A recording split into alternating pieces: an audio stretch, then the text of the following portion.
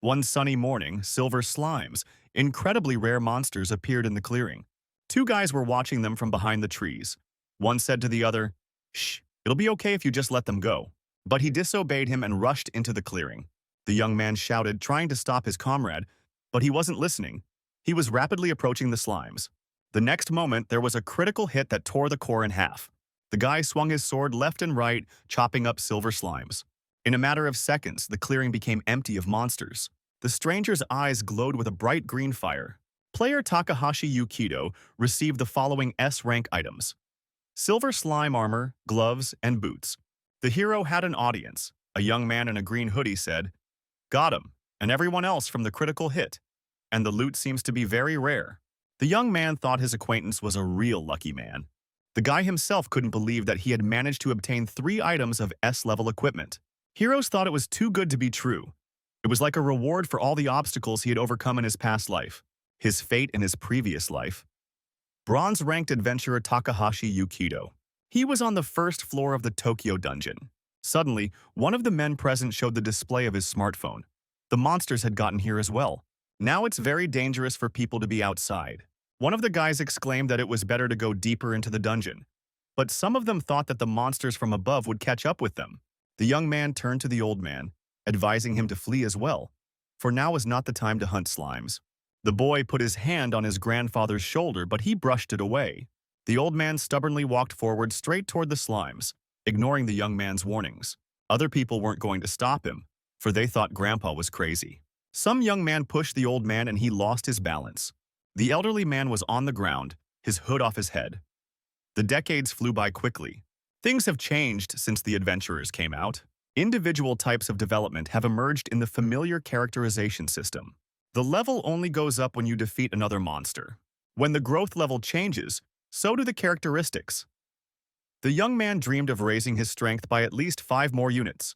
Sometimes adventurers are even given magic or skills. This is common. The old man rose to his feet and activated the scoreboard with his accomplishments. Takahashi Yukido has reached level 98.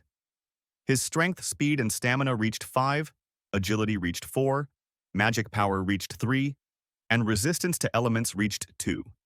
The man has lived a lot and seen different things along the way. He tried his best to reach a high level. The young man was giving weak monsters. It helped to get to level 98. No one could beat Takahashi Yukido. He is the only one who could reach such heights in his lifetime. That day, despite his age, the old man overcame a lot of slimes. The blows were so strong that even the sword broke into 2 pieces. The maximum level is 99. The last one left, his efforts will fully pay off once he reaches the top. Just a little longer and the dream will finally come true. The old man lunged at the silver slimes with renewed vigor to gain the missing points. The hero rushed at the monsters with renewed vigor. He had to reach his goal as quickly as possible. Surely the growth of characteristics was just delayed. The man quickly got to a huge slime. It was translucent with a large core in the middle. As the weapon broke, the old man tore the monster apart with his teeth.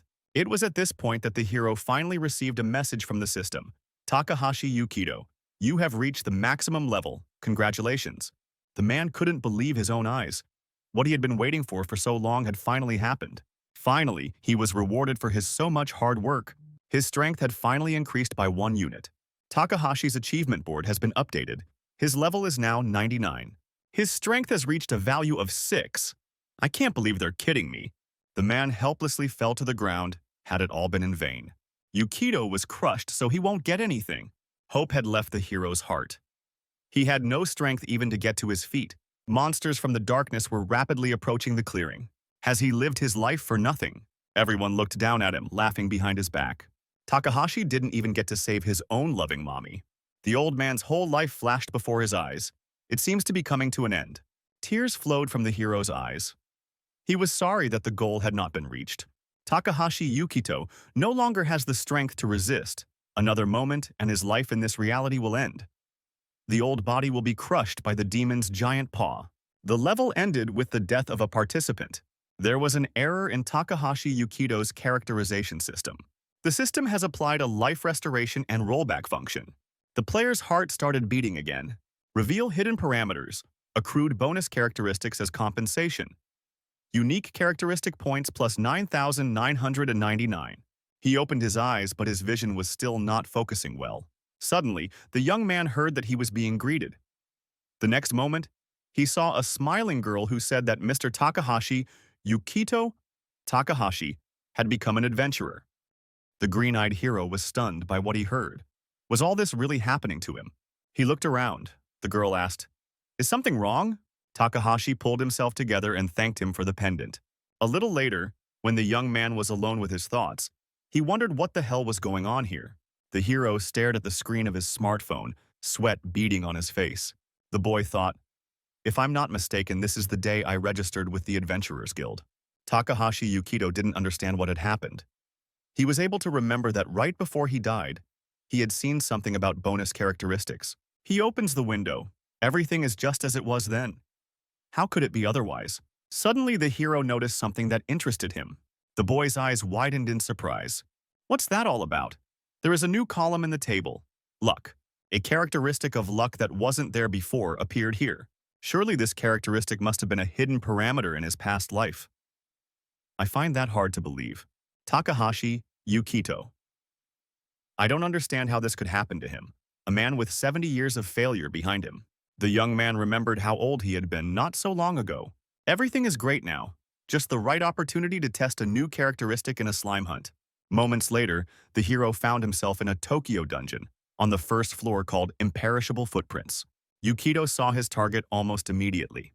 It was as if Slammy had been waiting for him among the grass on purpose. Suddenly, out of the corner of his eye, the hero noticed some movement.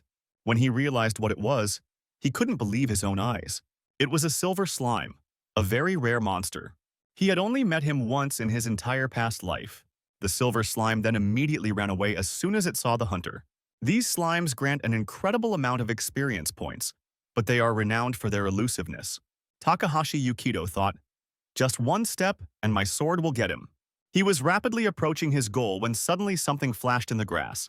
An arrow stabbed into the ground right at Yukito's foot. The hero heard someone's apology.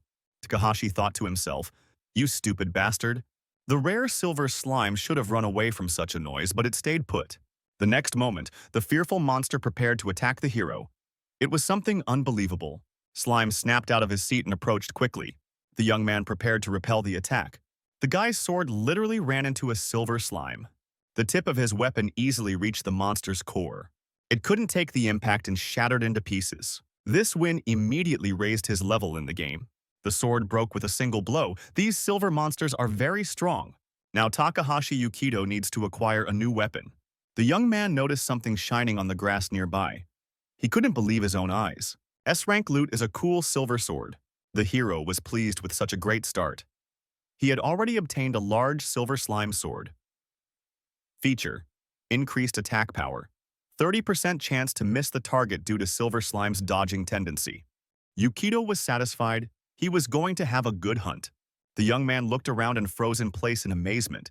There were 4 silver slimes sitting in the neighboring clearing at the same time. This was truly incredible luck. The hero even wondered if he was dreaming.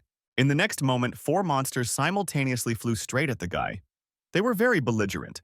There's no other way out, we'll have to fight, given the peculiarities of his new weapon.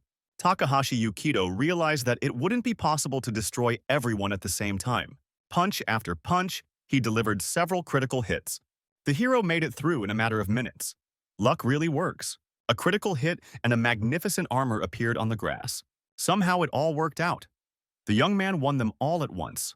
His hunt continued for about another hour. During this time, Takahashi Yukito met 10 silver slimes. From each defeated monster, the hero dropped a rare loot. There was nothing left but to recognize that luck is not an empty sound. The hero was pleased with such an acquisition of his. This is really something incredible. The adventurer collapsed on the grass, savoring his current accomplishments. Yukito lay on the ground and looked up at the sky. He thought, "Now that I have this kind of power, I can definitely become an outstanding person. Perhaps he can make his own family happy. The young man's sick mom deserves help. His handsome sister could also use a little farthing." The young man raised his hand to the sky, dreaming of how he could help all of his family. Suddenly, the hero sat up abruptly. He finally realized he once again had a home to return to. It's been 70 long years of loneliness. Now he has a chance to change all that. The young man rose to his feet. He really wants to go home now. His apartment is 203. and the name on the sign is Takahashi. The hero's hands trembled slightly, and he reached for the doorknob. He realized it was better to calm down now. Why he was getting so worked up in the first place. The guy exhaled sharply, trying to calm the frantic rhythm of his heart. Takahashi Yukito finally decided to open the door of his house. But before he could do so, the door opened on its own. The hero was looked at by his little sister. She wanted the same color. The girl was very happy about the appearance of her brother. The young man rushed to hug Nozomi, who was a bit confused by this display of affection. The girl laughed and asked why it was Yukito acting like that. Was it really such a hidden camera prank? Nozomi asked her brother to let her go, but he still held her tightly in his arms. The hero thought that this time he wouldn't let anyone hurt his family. Yukito won't let anyone else take his treasure.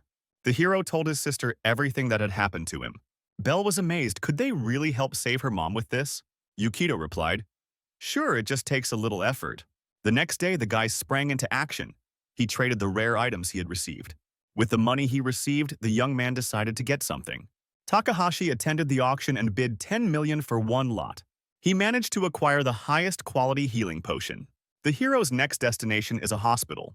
Yukito, along with Nozomi, approached the room where their mom was lying, and they opened the door after hearing permission to do so.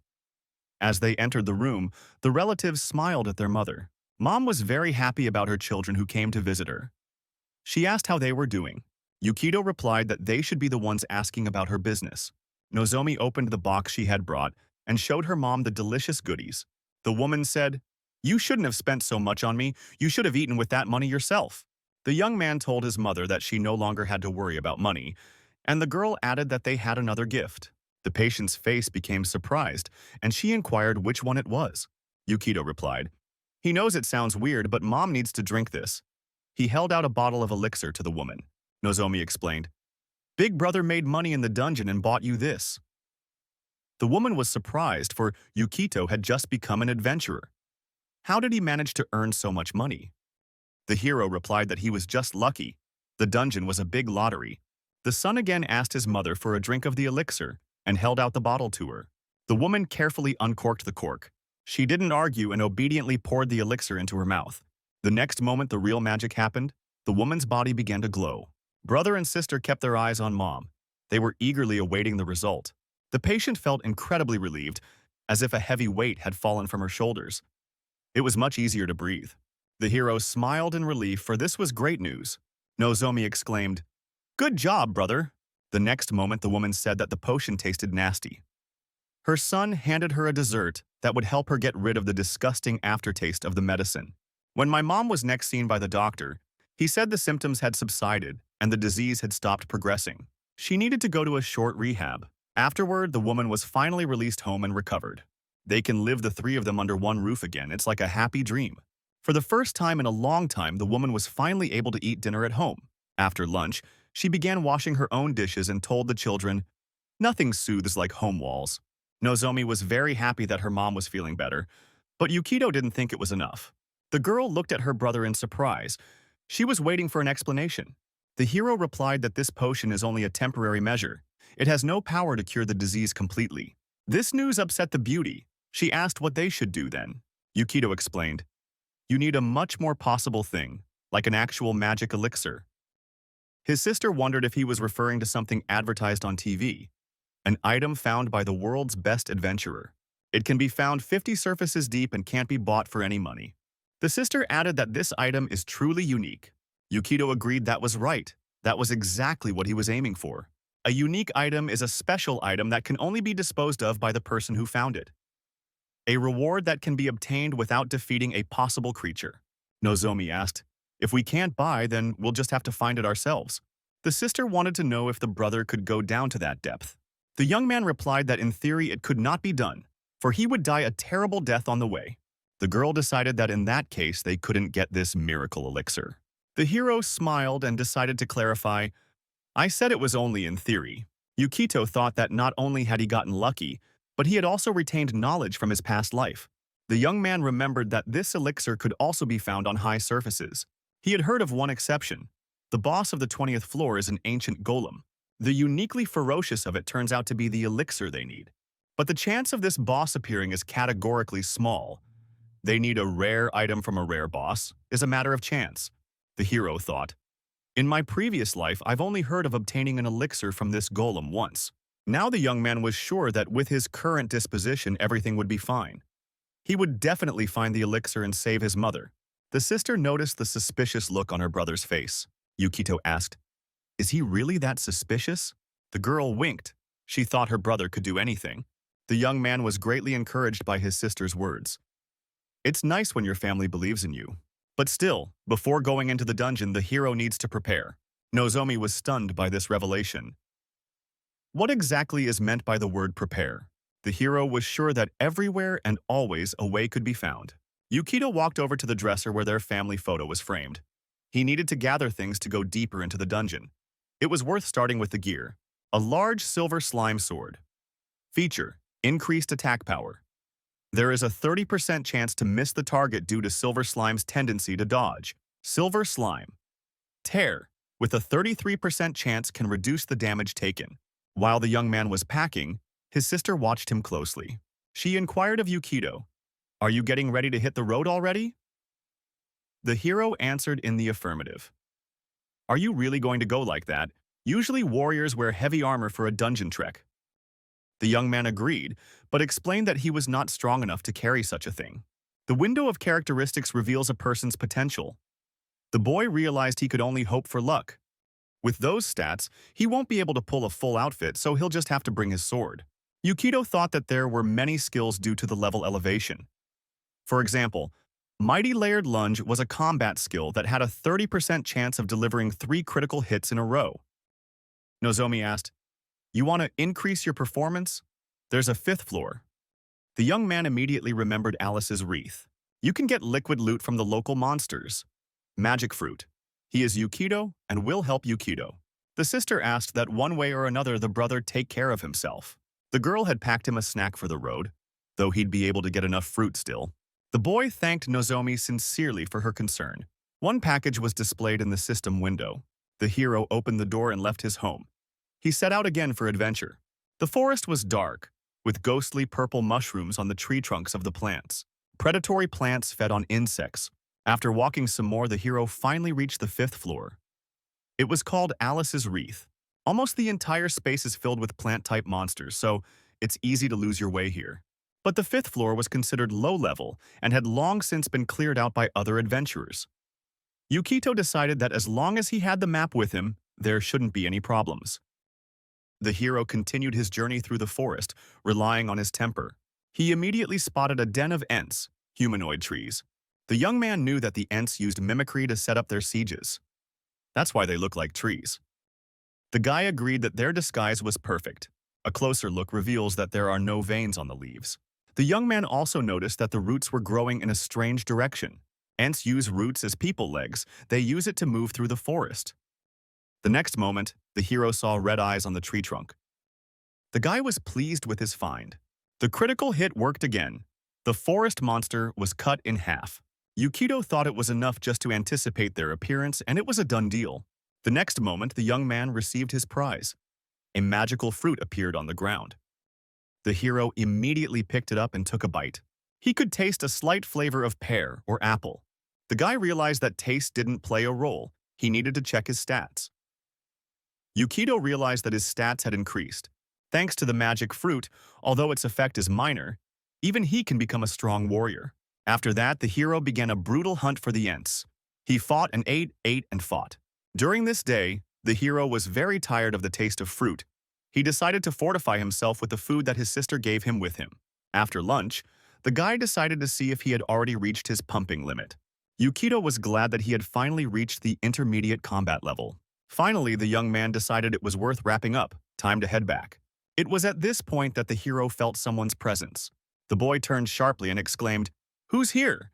The hero heard, "Hey, you can't take all the loot for yourself." This newcomer needs a lesson in good manners. 2 men appeared in the clearing, one gleaming with gold teeth and the other with a ring on his finger. Yukito replied, "I don't see the adventurer credentials. Are you guys the type to profit at the expense of others?" The smaller man replied, "Yes, and there is, a spoiled brat who depends on his equipment." And the other added, "It's not good for you. If you give it to us nicely, we'll let you live." The hero made quick work of these brigands. Yukito thought. It was close, but it went like clockwork. The enemy used the bee sting lunge, a level 25 skill. In other words, his enemy was much stronger than him. Bee sting lunge guarantees an accurate hit that the opponent cannot avoid. The skill reduces the attack power by 30%. Thanks to clothing that is soaked in tears of silver slime, the hero was able to reduce damage. To make a long story short, only 30% of the force of the blow reached him. If it wasn't for luck, Yukito's stomach would be a huge hole right now. The injured man's partner said fearfully, "Who would have thought Yamada would be knocked out with one punch?"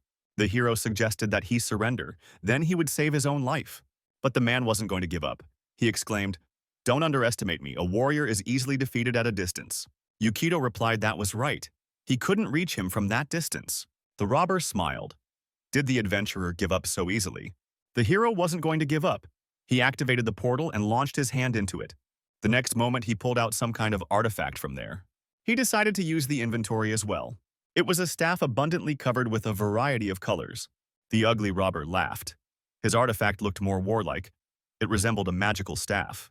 The newbie doesn't seem to know what it is at all. Yukito swung his inventory, substance of absurdity. The young man picked up this artifact when he defeated the Baron Ent. The opponent smiled. He thought the young man was an amateur.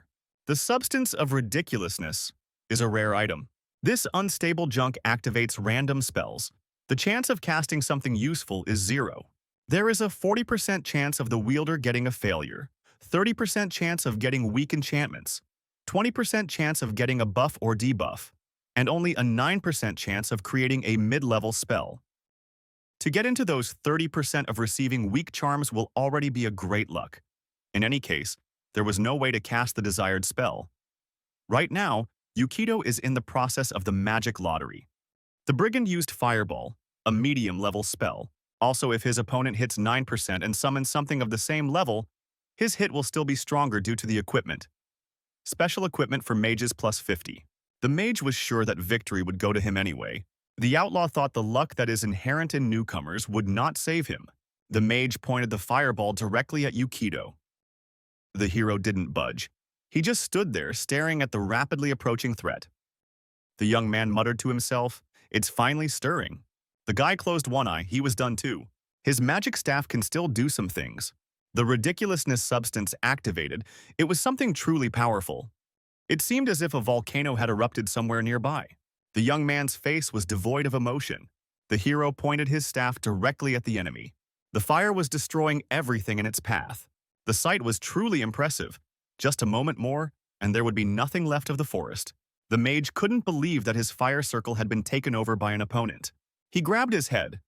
How did this kid reproduce a top-level meteor spell? The chance of such a result was 0.05%. The danger was fast approaching. The fire was even in the sky. The mage was very scared, but he tried to reassure himself, "Of course it's just illusion magic, isn't it?" Suddenly, he felt his hair begin to burn. Everything around him was just hot as hell. The mage begged the newcomer to stop. The robber was incredibly scared. He screamed in terror. The man was so frightened that he gagged his pants. The hero didn't rest until everything around him turned to charcoal. The mage turned into a small, helpless cub. Such incredibly powerful magic broke the artifact that Yukito had picked up from Ant. The young man brought the broken staff closer to his eyes to get a good look at it. In the next instant, the hero discarded the inventory as unnecessary junk. The hero realized that he was too lucky and was happy with this fact. The young man looked around, surveying the battlefield. He himself seemed to be stunned by his victory. Yukito thought, leaving these two here unattended is a bad idea. The hero made the decision to take the robbers outside. He decided they needed to be immobilized first. After tying up both bandits, the guy decided that would be enough. Yukito walked towards the stairs. Time to go back. He pulled both robbers behind him. The hero was on his way home. The whole thing resembled a computer game. When they returned from the dungeon, the young man handed both villains over to the police. The interrogations ended when the sun was already over the horizon. Only now did Yukito realize how tired he was. He wouldn't be able to head home yet. He had somewhere to stop. The hero came to the office. At the reception, he apologized that he had not been in touch for a long time because there were some small difficulties. The girl asked, "Are you Mr. Takahashi Yukito?" She smiled, for the police had had time to report the young man's adventures. The girl congratulated the hero on his victory. As a reward, the hero's rank is upgraded to silver. The young man was stunned. There must have been some mistake. After all, he had done nothing. Reaching the silver rank is not an easy task. Even talented people usually take at least 3 years to achieve it. The adventurer must obtain sought-after items, defeat many monsters. In other words, make a valuable contribution to the guild. But the girl behind the counter replied that there was no mistake. Takahashi Yukito caught 2 guys from the Crimson Hands gang.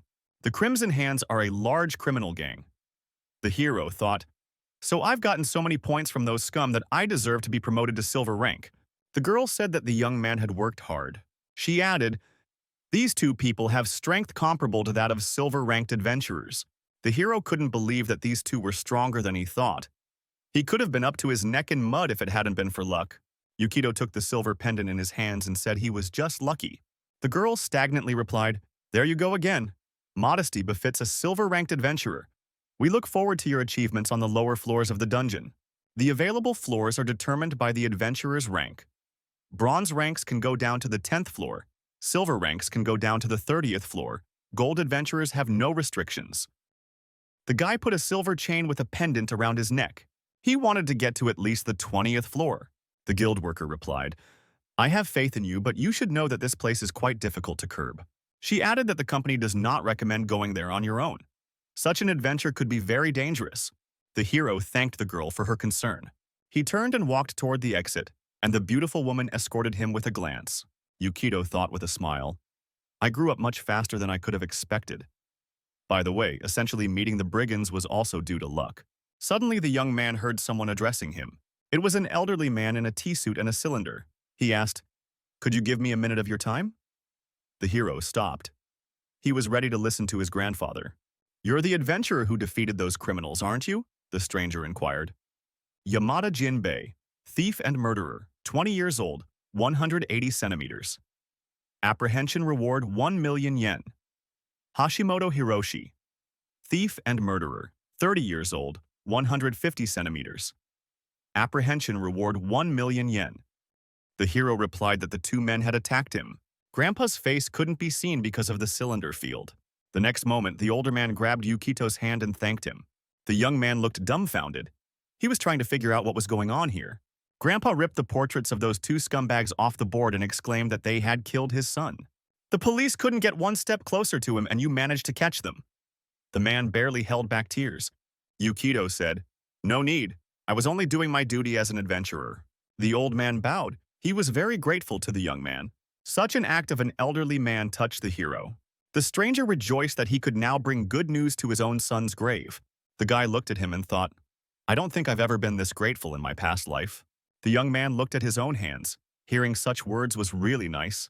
By the way, regarding the past life, if nothing is changed, the world will be destroyed. If things go on as they did then, it will happen when he's already old. The young man thought deeply, "Is it possible to do nothing knowing what awaits us?" But the next moment he pulled himself away. "No, don't jump above your head, you slime clown. You're too weak to fight for world peace." The boy grabbed his head, trying to calm his own emotions. First, he needs to save his own mom, and then think about the fate of the world. That's the only thing he should be thinking about right now. Meanwhile, in one dungeon that was only lit thanks to torches, someone was shouting loudly. There was a kerosene lamp on a large stone, and it illuminated daggers of various shapes that lay nearby. The man present in the room was very enraged. He was beating his fists on the makeshift table. He couldn't believe that someone was able to defeat Yamada and Hashimoto. If it becomes the same with other gang members, he won't be able to pay the tax to Gramila. The man grasped one of the daggers. There was a newspaper on the table, where Takahashi Yukito's face looked up at him from a photograph. The bandit plunged the dagger right into the young man's face and promised, "I'll finish you the hell off." Then he was able to calm his anger and thought he had to be very careful. This young man is not simple if he alone could overcome Yamada and Hashimoto. This Yukito's strength is clearly not lacking, but he has his methods, so that strength is irrelevant. His luck ran out the moment the head of the Crimson Hands took an interest in him. A little time passed and the hero set off again. Quite quickly he reached the 15th floor of the dungeon. The young man stood on the mountain plain and looked around. It was the peak of the lonely mountain of death. There are many narrow passages. This terrain is very treacherous. Due to geography, this peak is difficult to clear as a group. The hero observed others trying to do so. The young man concluded that it's easy to go unnoticed on the 15th floor. That's why this place is crawling with criminals. The hero's sword slammed into the rock with incredible force. This act of Yukido's caught the attention of others. The guy thought it was the perfect arena for lone hunters like him. Here, he can continue to level up and finish learning all the necessary skills to pass the 20th floor. The hero snatched up his sword, intending to defeat the huge bird. At first, the young man only wanted to rise by silver slimes, but he probably outbid them so much that they stopped sliming. Now Yukido chose a different strategy. He decided to slaughter as many monsters as possible. It's time. We need to get some good work done today. One by one, Takahashi met various monsters along the way and successfully overcame them. He defeated a giant bird, a ravenous armadillo, strange one-eyed creatures, and a giant bear. He received magic items, a bow, sword, and gloves. The hero was unaware that he was being watched all this time. The leader of the Scarlet Hands analyzed his enemy. A loner, a large silver slime sword, no armor. There can be no doubt. This Takahashi Yukito is truly a great warrior. The man couldn't believe his own eyes. This rascal had decided to encroach on his territory. But after cooling down a bit, he decided there was no need to attack right now. Bandit decided to wait until the time was right. All that day, the gang leader hid behind the rocks, watching his victim. Takahashi seems to have decided to take a break.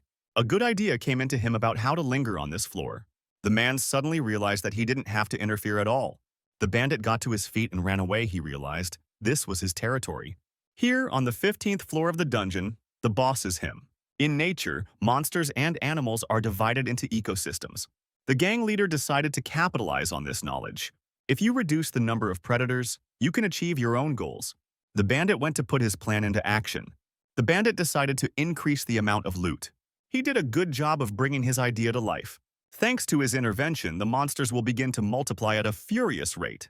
If the pyramid collapses, their reproduction will be difficult to stop. After returning to his dungeon for the night and getting some rest, the leader of the Crimson Hands gang realized it was time. He came up with the idea that Takahashi Yukito would just have an accident. The adventurer will simply perish at the clutches of monsters like so many others before him. Such a demise will not attract the attention of the community. The man was pleased, for everything had come just as he had planned. He had something in his pouch that would repel the monster insects. There was one last step left to put this cunning plan into action. The bandit ordered the predatory insects to attack that idiot Yukido. He wished those freaks would eat the guy without leaving even bones. The gang leader was pleased with his plan. Meanwhile, the unsuspecting Takahashi was destroying the next one on the essay, earning himself points. Finished with the wild boar, the hero listened. He heard some strange sound that was rapidly approaching and growing louder. In an instant, the sky above Yukido turned black. The hero could not understand what this black cloud that hovered above him was. It was a whole swarm of deadly cicadas. These things were very dangerous. Takahashi realized that it was impossible to deal with so many dangerous insects alone. The guy made the decision to flee. The only thought in the young man's mind was, we need to join someone now. Where do groups of adventurers usually gather? It was hard to think in such a stressful situation, the hero recalled. In a past life, I heard there was a supply base somewhere on this floor. Ever since the base was built here, defending the peak of the lonely mountain of death has become much easier. It seems to be located in a cave of red mud. The young man remembered that he hadn't seen a marker for this base on his map of the area. A huge chasm appeared ahead of Yukido, which must be overcome in order to continue the journey. He stopped, but realized that there was no time to lose, for his life was at stake. Using his sword, he was able to descend straight down the sheer cliff. After reaching the ground, the hero pushed off and scrambled up a nearby cliff. It must be here, for the colors of the soil are different. The guy didn't know how to get in. He yelled that there were a lot of monsters around, he needed help. His shouts did nothing to help, the wall looked unchanged. Yukito looked back and saw a black cloud in the sky. The monsters had almost caught up with him. The guy turned his wall to the rock and prepared to defend himself. He hardly counted on help anymore. Suddenly, he decided to try to hack this passage. What the hero saw in the next moment was simply stunned. In the tunnel lay many people, women and men in underwear with their hands and feet bound and their mouths taped shut. Yukido Takahashi couldn't believe his own eyes. What the hell had happened here? The prisoners looked at the guy. You could see in their eyes they were hoping for help. The young man asked, I hope I didn't just now accidentally discover the existence of some kind of pervert association? None of these men could answer, for they had gags in their mouths. The hero agreed that it didn't look like it. The young man swiftly, like lightning, swept through the crowd of these unfortunates. He smiled, holding his sword in his hand. It was indeed skillful. Seconds counted, almost imperceptible to the human eye, he prisoners of the human putas. The people were grateful for the rescue, for they had already said goodbye to life. It was his turn to ask questions. Yukito wanted to know what happened here. It was explained to him that they were attacked, and then all present suddenly lost consciousness. The fact that they were not killed could only mean one thing. The adventurers were for sale. The young man thought confusedly, "Have I really found a criminal crawler logo? This point should be a supply point for adventurers." Suddenly the hero realized, perhaps this place would become a supply point later. Local law enforcement found the place one day. They were the ones who made this place out of a base for adventurers. Yukito Takahashi realized that he had come here too soon. In the past, he was interested in nothing but his own life. He'd spent the last 10 years of his life getting high off of slime hunting. The sense of time diminishes with age. The next moment the hero himself stopped the flow of his own thoughts. Now was not the time for such reflections. It's urgent to figure out how to escape the ravenous insects. The prisoners he found are unarmed. This unexpected encounter really surprised and confused him. Now is the time to pull yourself together and take immediate action to save yourself. The hero addressed the audience. I understand your situation, but they need to pull themselves together and listen to him. Yukito pointed a finger at the sky and explained that right now a cloud of deadly cicadas was flying at them. The terrifying monsters were fast approaching. A little more and people would not be able to escape. There were too many predators on the 15th floor of the dungeon. The prisoners looked out of the cave. They couldn't believe their own eyes. People were shocked. Panic gripped them. The monsters were too many. Yukito said, "As you may have noticed the time, we don't have any. If they want to be saved, let them unite with him." A skeptical expression appeared on the boys' faces. They couldn't hide from so many monsters. One girl said it didn't make sense since they didn't have any weapons. The young man said the crawlers had all their stuff. The hero smiled and explained that he could give them weapons. He activated the system and began pulling prizes from the table for destroying monsters. Yukito managed to get a fair amount of money. Swords, bows, shields, and various armor appeared in the cave. The former prisoners were stunned by so many different weapons. Takahashi added that he might even transfer ownership to them. People looked dumbfounded, for these weapons were expensive. One of the girls added that it was all very rare. The prisoners wanted to know where he got it all from. The heroine still hadn't introduced herself. People had more questions than answers. None of them had ever seen this guy before. He was a real mystery. The young men rushed to pick out weapons and clothing. They began to fight with each other over these riches. Some felt that defense was more important than weapons. One of the guys said, "If you sold it all, you'd make a real fortune." The girl wondered if they could really take it. Yukito nodded. The hero added that he doesn't ask them for anything in return. The only thing he asked was to be allowed to boss him around a bit. The former prisoners did not argue, after all. He was saving their lives. The men were happy with their new armor and weapons, so they didn't mind fighting under Yukito.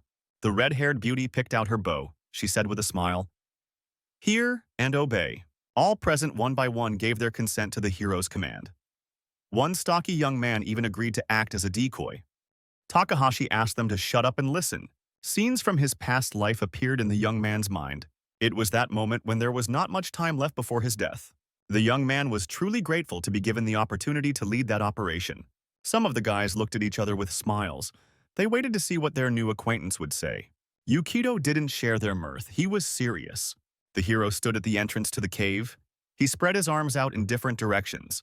The young man thought they should take advantage of the narrow entrance of this cave. That way they don't have to be with all the monsters at once. Takahashi asked everyone present to try to kill as many insects as possible. He alternately shifted his gaze from face to face. Some looked scared and some looked determined. Yukito believed that together they would be able to defeat this cloud of monsters. The new captain of the small detachment raised his sword upward and commanded his subordinates, "To battle!" When the monsters finally reached the cave, Yukito destroyed them one by one.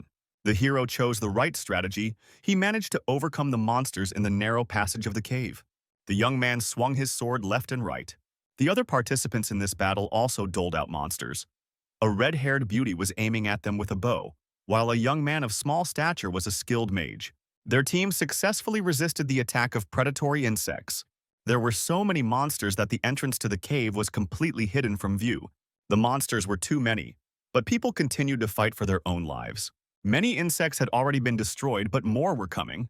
The former prisoners began to lose hope. There was no end in sight to these creatures. Yukito Takahashi saw that it wasn't working so far. The hero himself didn't realize if he could change the course of this battle. Suddenly, those present all felt the rock shudder and rocks from the ceiling began to fall on them. The captain told his squad to retreat without breaking formation. People began to run deep into the tunnel. There were more and more monsters, and there was no end in sight. At this rate, these insects would destroy the rock. The people began to panic. They thought they were about to die. Yukito quickly looked around, trying to analyze the situation.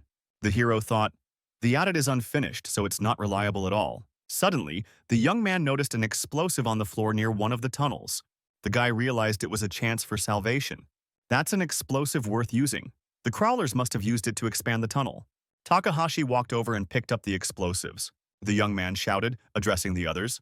Listen up, everyone. There's a disembowel in the cave. Look for it. One of the guys replied, explosives? Sure, it can be used as a weapon, but the girls also rushed out to look for dynamite, all seeing it as a chance for salvation. For several hours, they fought desperately against the deadly cicadas. It was very difficult, but it was worth fighting for our own lives. During this time, only a third of the cave remained. The people realized they had nowhere else to retreat. One of the girls has lost almost all her mana. The walls are about to collapse.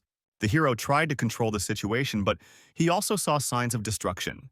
He closed his eyes and finally recognized that there was no other option. Yukito shouted, attention! People looked back at him. The hero asked me to give him all the explosives I found. No one present argued, but they doubted that this explosive would be enough to destroy all the cicadas. It's like trying to grind water in a stupor. The young man caught the dynamite. He was sure he would be fine. He decided to blow up the cave. The rocks would overwhelm these insects. These monsters have low intelligence. They primarily target things that pose a greater threat. Simply put, the monsters will attack the one who destroyed them the most, and that's Yukito. One of the girls screamed that there was a hole in the ceiling. Everything was about to collapse. The squad captain ordered his subordinates to flee. One of the guys shouted to the hero, are you just going to stand there? Do you really think you're just going to die with them? They wanted to know if the savior knew exactly what he was doing. Yukito smiled. He wanted to be trusted. Now he was left alone with a whole cloud of killer insects. The hero understood that sometimes you have to take risks. This is that moment. He decided that now would be a good time to use the X-13 explosives. The demon cicadas. The young man was warned by the system that he had no detonation skills, so there was a 50% chance of an explosion. Due to the hunter's class, the probability of detonation is low, but his luck should help. A new warning came in. Items damaged, 25% chance of detonation. But it worked in the end. The hero flew into the abyss. He had to fend off on the fly those insects that rushed to chase the guy. The young man realized that he had to believe his plan would work. Like a true acrobat, he tried to regain his balance in free fall. All the while, the hero continued to hold his silver sword tightly. Yukito once again took advantage of the dissecting kick that had never failed him so far. One monster survived after that. The monster looked directly into the cicada's eyes. The hero decided that this was the end. He'd had enough. This time, he took advantage of a critical hit. With a crushing blow, the young man pushed off, trying to get out of the abyss. Takahashi was pleased with his luck. It still worked. The people watching this fight were stunned. The monster had just absorbed his entire punch. They held their breath, for Yukito might fall now. The hero used his sword again, thrusting it into the sheer rock.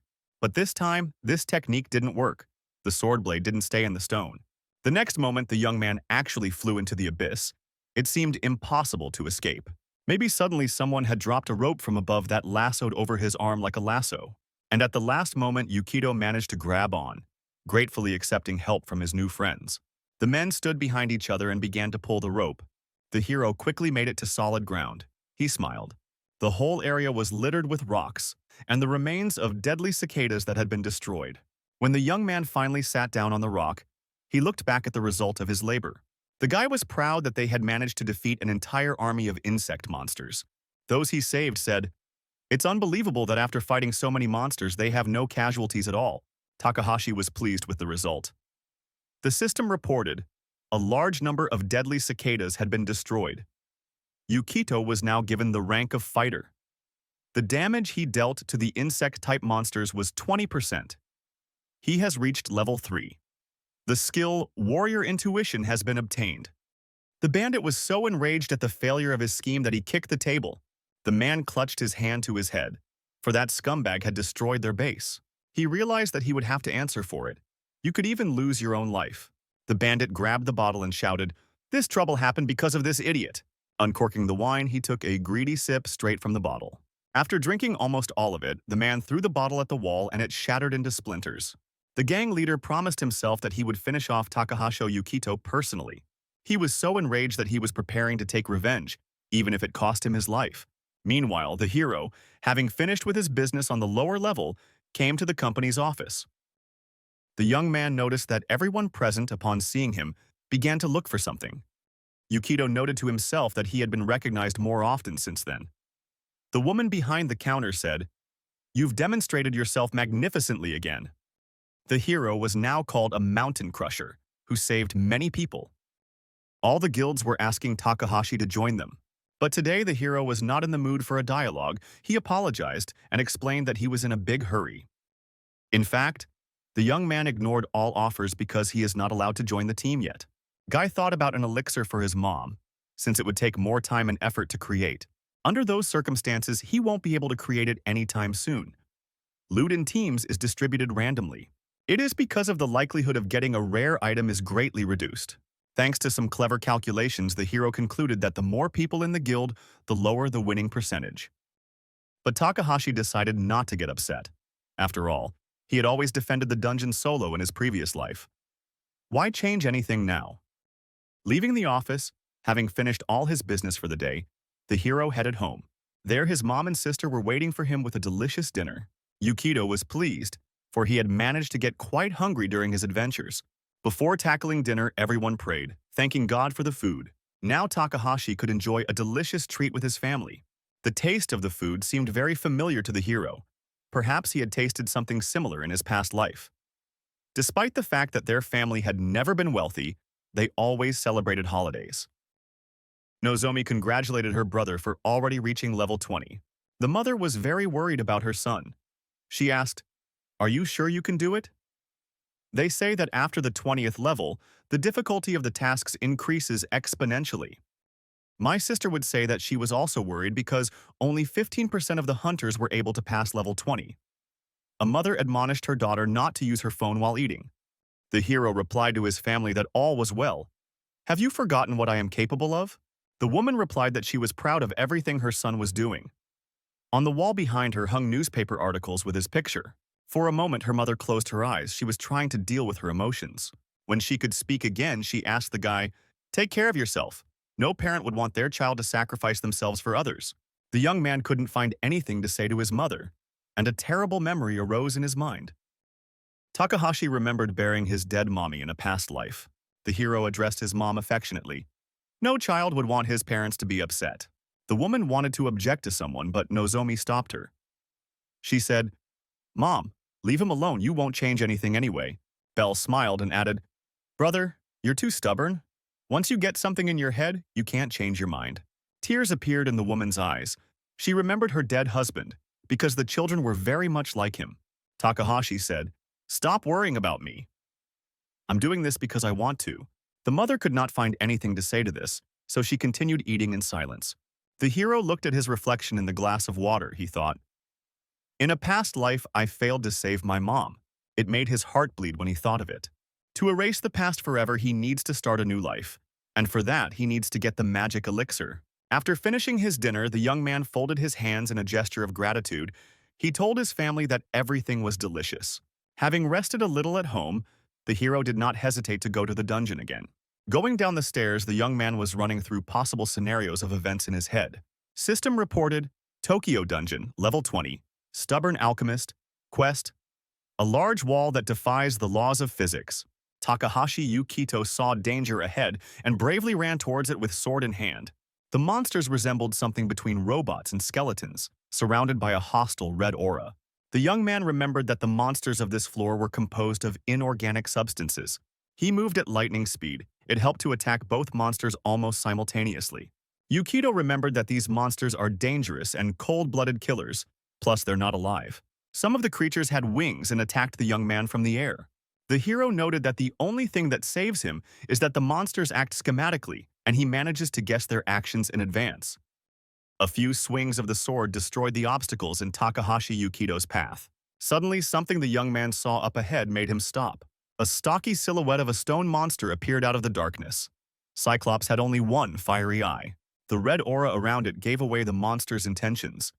The young man thought that it would be harder to overcome it. One interesting thought arose in the hero's mind. It's worth memorizing the movements of this monster.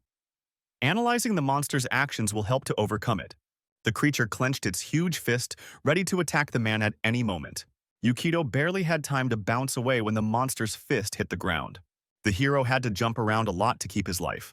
The physical forces were unequal. It was necessary to act with the help of cunning.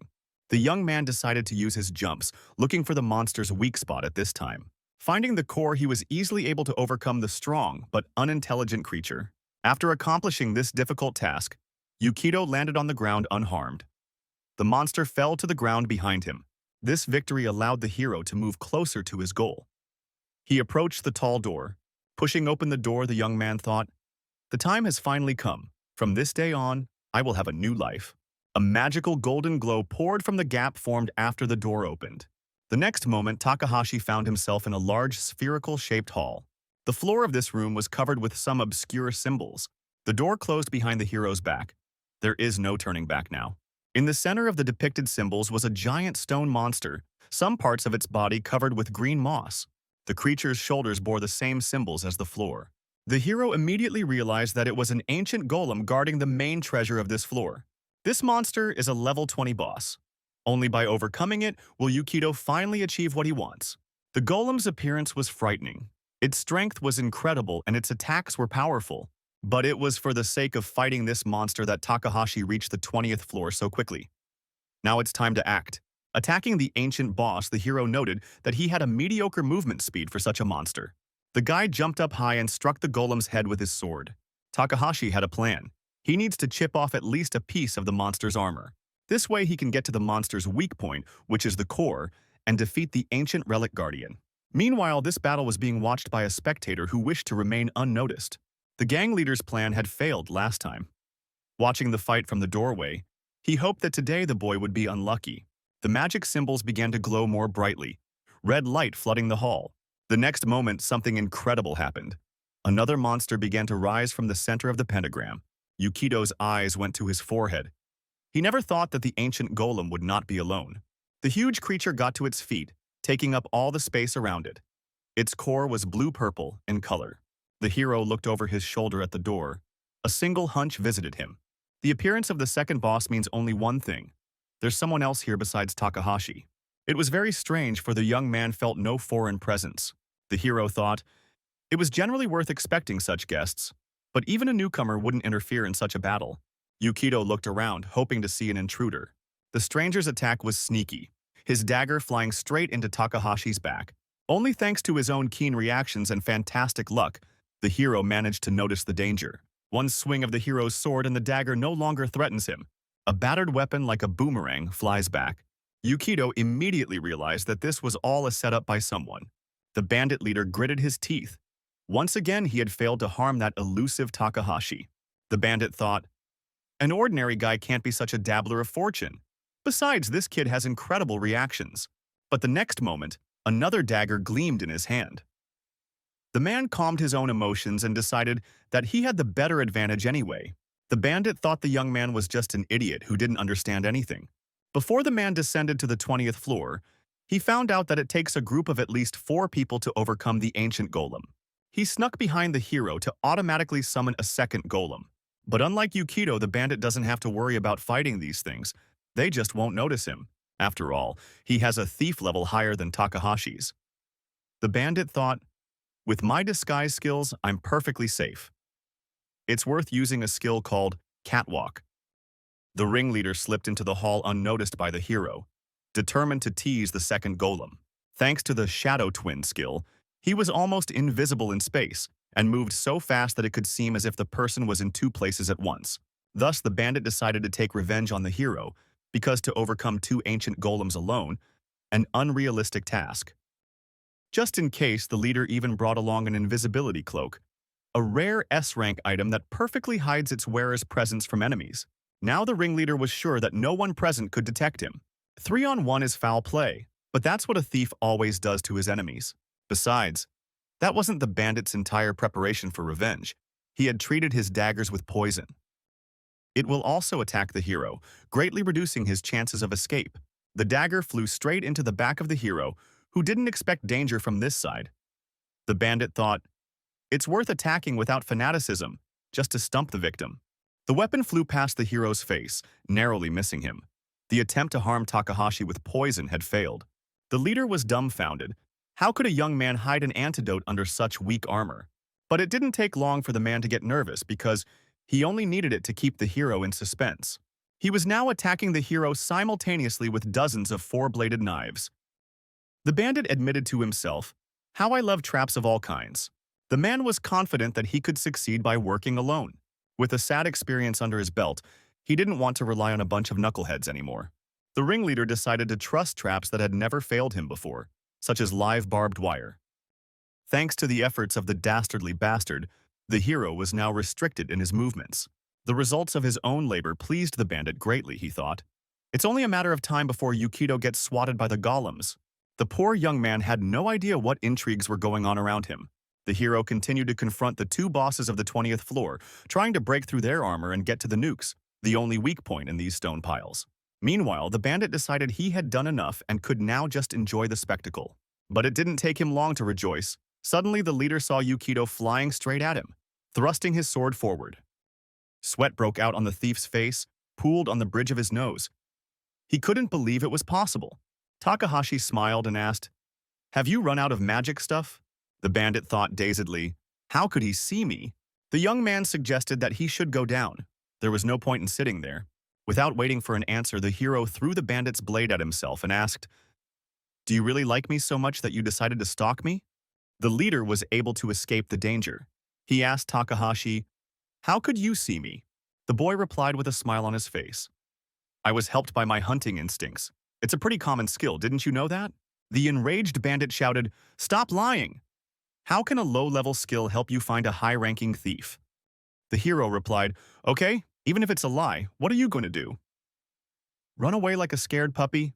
The thief could not tolerate such arrogance from a low-level scoundrel, his face turning red with anger. A vein began to pulse on the bandit's forehead, and he grabbed his swords, ready to lunge at Yukido. The man snapped out of his seat. He shouted that he was better than Takahashi. The hero did not move from his seat. He bravely waited for the enemy to approach. When the two men's weapons finally met, the impact of the metal on metal sent sparks flying in different directions. Yukido stayed where he was, but his opponent was struck as if by an electric shock and thrown to the ground. The hero smiled. He said, "I think that phrase is best left to the winner." What do you think? Takahashi was able to flick his opponent away from him with one swipe of his sword.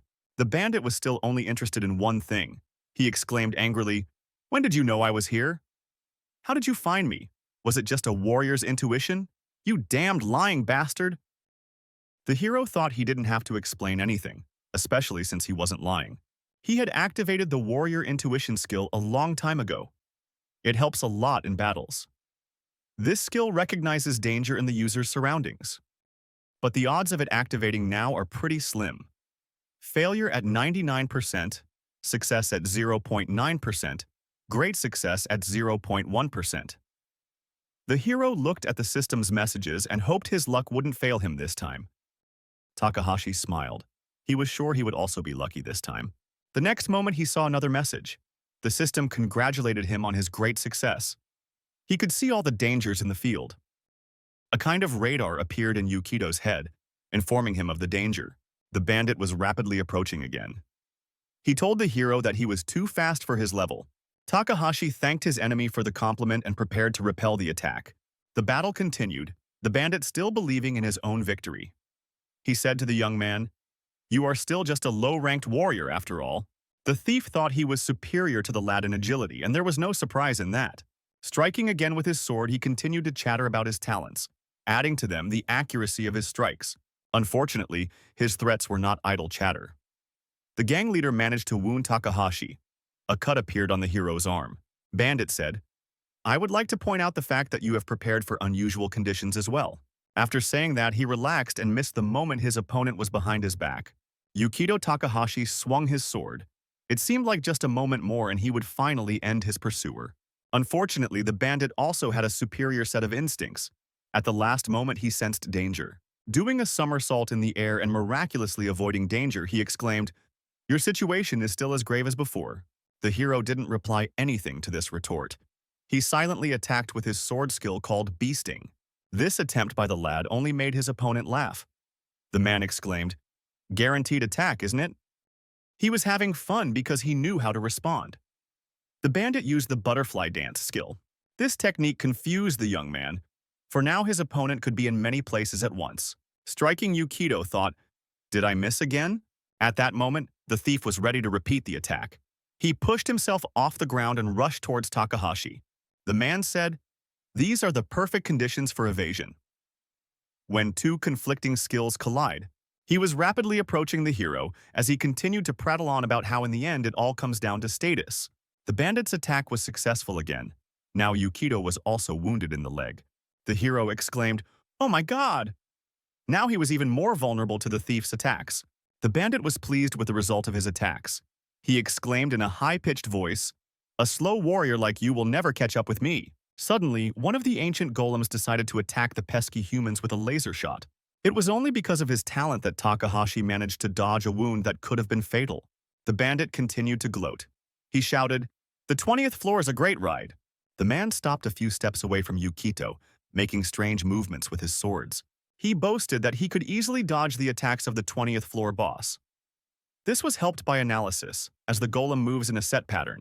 The bandit asked the guy, "You bought that information from the guild too, didn't you?" Takahashi answered nothing, silently fending off another blow from his opponent.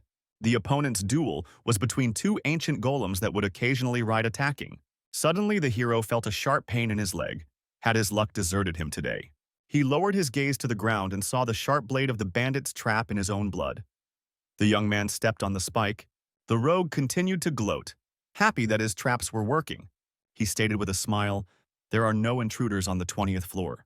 This means that my victory was predicted the moment I started preparing for the operation."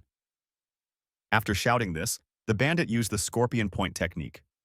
Takahashi's confidence in his own strength melted away as he barely had time to block his opponent's blows. After another clash, the hero was unable to stay on his feet, the mana of his opponent's sword throwing him backwards. The blow was so strong that the young man fell and lost consciousness.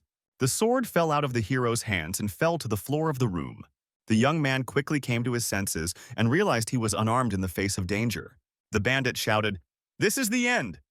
He was sure that victory was within his grasp. The scum's two swords were rapidly approaching the hero. Takahashi looked really scared. But the next moment, the expression on the hero's face changed dramatically. He showed his opponent his tongue and said he was joking. Yukito swung his hand and activated his trap. At this moment, the bandit was in a purple sphere. The man couldn't believe he was trapped in a gravity trap. The young man asked the bandit, "You said there were no irregular troops before, but that doesn't seem to be the case. Are there any?" The thief caught himself thinking he couldn't control his own mouth. Takahashi said, "The information we possess can only be used in a normal situation. After all, no one expected some idiot to get into a battle with the 20th floor boss. The only thing the gravity-trapped thug could squeeze out of himself was, 'Really?'" At that moment, one of the ancients struck the spot where the bandit was. The hero barely had time to bounce back. All the while, he kept talking. Because of the double raid, even the management changed, the hero told it with a smile. He taunted the outlaw. "You call yourself a thief, but you didn't even notice the traps?" The bandit didn't believe a word the guy said. He screamed that it was simply impossible. He called the young man a low-level scum who should have behaved like a normal warrior. He didn't notice the danger that was very close by. The boss's blow came right on the face of the bandit leader. From such a powerful attack, the gravity trap burst and the thief fell to the ground. Lying on the ground and barely catching his breath, he whispered, "That hurts." The 20th floor boss picked up the injured man with his giant fingers and lifted him high above the ground. And the very next moment, the ancient golem let go of its victim. The bandit crashed to the stone floor of the hall.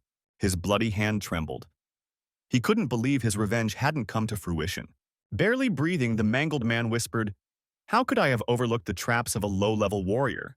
Yukito Takahashi replied, "Like I said from the beginning, I was helped by my warrior's intuition." The gang leader coughed, leaving bloody footprints on the floor. Rejoicing in his victory, the hero advised the scoundrel to conserve his strength. The young man added, "If you're still alive by the time I defeat the ancient boss, I'll take you to the police." But the bandit was not as weak as he might at first appear. Catching his breath, he tried to rise, leaning on his hands. He said, as if addressing no one in particular, "Do not deceive me." Due to his luck, Takahashi now had incredibly sharp hearing. He was able to hear that whisper. The next moment, the rogue shouted loudly, "In that case, I'll drag you to hell myself." A moment later, a long ribbon of ammunition appeared on the bandit's body. He exclaimed, "This thing is on a whole other level than your substandard weapon." This turn of events stunned the hero. He confusedly asked his enemy, "Are you completely crazy?" That one really did resemble a man out of his mind right now. He was ready for anything to destroy the guy.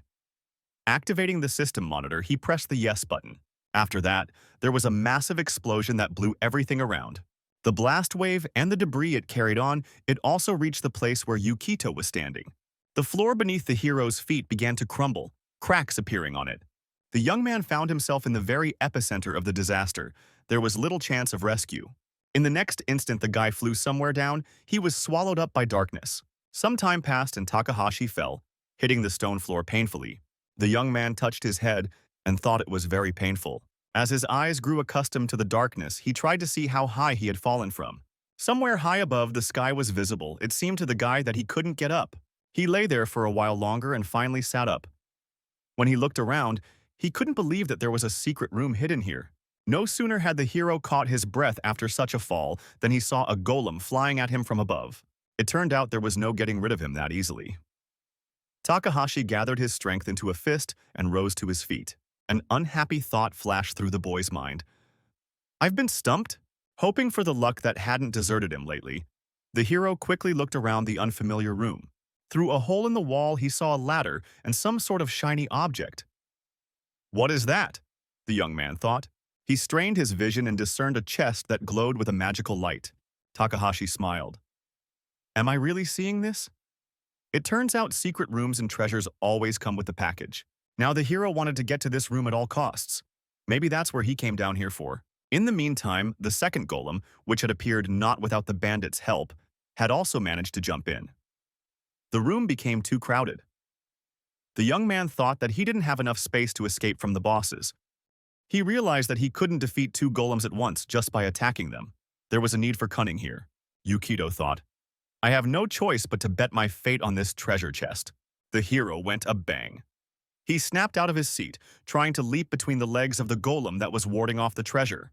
The young man pushed off with his feet and jumped up, trying to cover the distance as quickly as possible. Yukito needs to push himself off the hard surface as quickly as possible, or he will lose his balance and fall. The hero slid onto the golem's shoulder and pushed off of it. A moment more, and he would be on the hard surface of the floor. The treasure chest was rapidly approaching. He would soon find out what the boss was hiding here. It was at this moment that the second boss, who was facing the treasure, attacked the hero with laser fire. Takahashi didn't expect such an attack. He was hit in the back, knocking him off course. The young man couldn't hold his sword and it flew to the ground. The hero collapsed to the floor, coughing blood, shaking. Yukito tried to reassure himself. It's okay, my spine isn't broken and that's great. The boy looked up and realized that the danger was still very near. The 20th floor boss decided to finish off his victim. He had already put his foot in to crush the young man. This time Takahashi was scared out of his wits. His luck seemed to have deserted him. He was so wounded that he could not even respond from the danger that was rapidly approaching. The next moment, the hero felt unbearable pain. He heard the crunch of broken bones. Yukito's legs were crushed by the giant foot of the ancient golem. A thin trickle of blood dripped from the boy's mouth onto the stone of the floor. He was almost unconscious from the intense pain. He gathered his will into a fist and slammed his hand to the ground, ordering himself not to give up. The hero noted, the pain was so intense that he began to vomit. The young man saw ahead of him such a long-awaited treasure. His sword lay beside the chest, but he could not rise to his feet. The golem wasn't going to stop. He wanted his victim to be and kicked his legs again. Everything in the hero's eyes turned red. He shrieked wildly. The hero now recalled, compared to his previous life, in which he had lived for 70 years? Things are different now. This attempt was very short. Takahashi, despite the unbearable pain and unable to move his legs, continued to crawl towards the treasure. He decided this was his last chance to save himself and help his mom. Through incredible willpower, suppressing the unbearable pain, Yukito was able to reach the chest and open it. Suddenly, a powerful beam of light struck from there. Its source was a blue-colored gem. Takahashi found the strength to smile. He had achieved his goal, albeit in this way. The bracelet that adorned the magic stone possessed powerful mana. It was a dangerous moment, for the golem was about to finish off its victim. We had to hurry, because there were only seconds left to save ourselves. The hero reached out and grabbed the bracelet. He intuitively knew what he had to do. Putting the artifact on his hand, Yukito muttered, "I have it, which means I've won." Fate is still on my side. Yukito has commandeered a bracelet that can help him come out of this situation victorious. The bracelet of changeability is a rare item that can move the wearer to any location. After studying the description, Yukito came to the conclusion that this was exactly what he needed right now. The golem came quite close now and started to just fall on the guy. At this point, the guy tries to activate the bracelet, but the chance of success is extremely small because the artifact is not suitable for his class. With every fraction of a second, the chance of a successful activation increases. The moment the Uji golem almost fell on the guy, the bracelet activated. A block of stone falls with a tremendous clatter onto the spot where Yukito was. Everything froze, no one and nothing made a sound. Suddenly, the bracelet made a distinctive sound. Takahashi Yukito appeared behind the standing golem's back. The guy stabs straight into the stone monster's magical heart. He's bound to win no matter what. The boss activates his laser beam in a fit of rage. The stone golem most likely doesn't realize who is attacking it, and so directs its beam at the second golem lying in front of it. The red beam pierces through its target. It's a very difficult situation. Even though the second golem has been pummeled, it's still alive. But that's no reason to despair, and Yukito is ready to move on. Guy disappears from one place and shows up in another. He wants to kill the first boss lying on the ground. Yukito begins to make his way to the golem's heart to break it. Suddenly, the guy starts to lose his balance, all because the golem tries to get to its feet, thus throwing Yukito off of itself. At that moment, the second boss tries to grab the falling guy. Stone Golem swings in and strikes a blow towards Yukito. Anticipating his opponent's movements, Yukito uses the bracelet again. Once behind the boss's back, the guy tries to break through his defenses. The attraction of surprise begins. Stone Monster abruptly and with a swing tries to knock the annoying guy down. Yukito changes his position as quickly as possible. He'll fight as long as he has to, until my last breath. The stone golem can feel the guy trying to break through his defenses. But no matter how fast the golem is, it doesn't manage to grab the guy. Yukito jumps from golem to golem, trying to break through the defenses and get to their heart. Slowly but surely, Yukito was approaching his goal. Blow after blow, he pierces the golem's defenses and deals damage to the core in their bodies. Each stone golem core has taken a fair amount of damage but still remains intact. Such actions continue for several minutes. Instead of praying for the desired 6 on the dice, Yukito is ready to roll the die until he gets the fucking 6. The golems notice Yukito. This time, he appeared right between the two of them. Yukito won't back down from his plans for a new life. Stone monsters lock on a target to attack. The golems are accelerating to crush the guy. 2 hands, on both sides trying to finish the guy off. Yukito uses the bracelet again.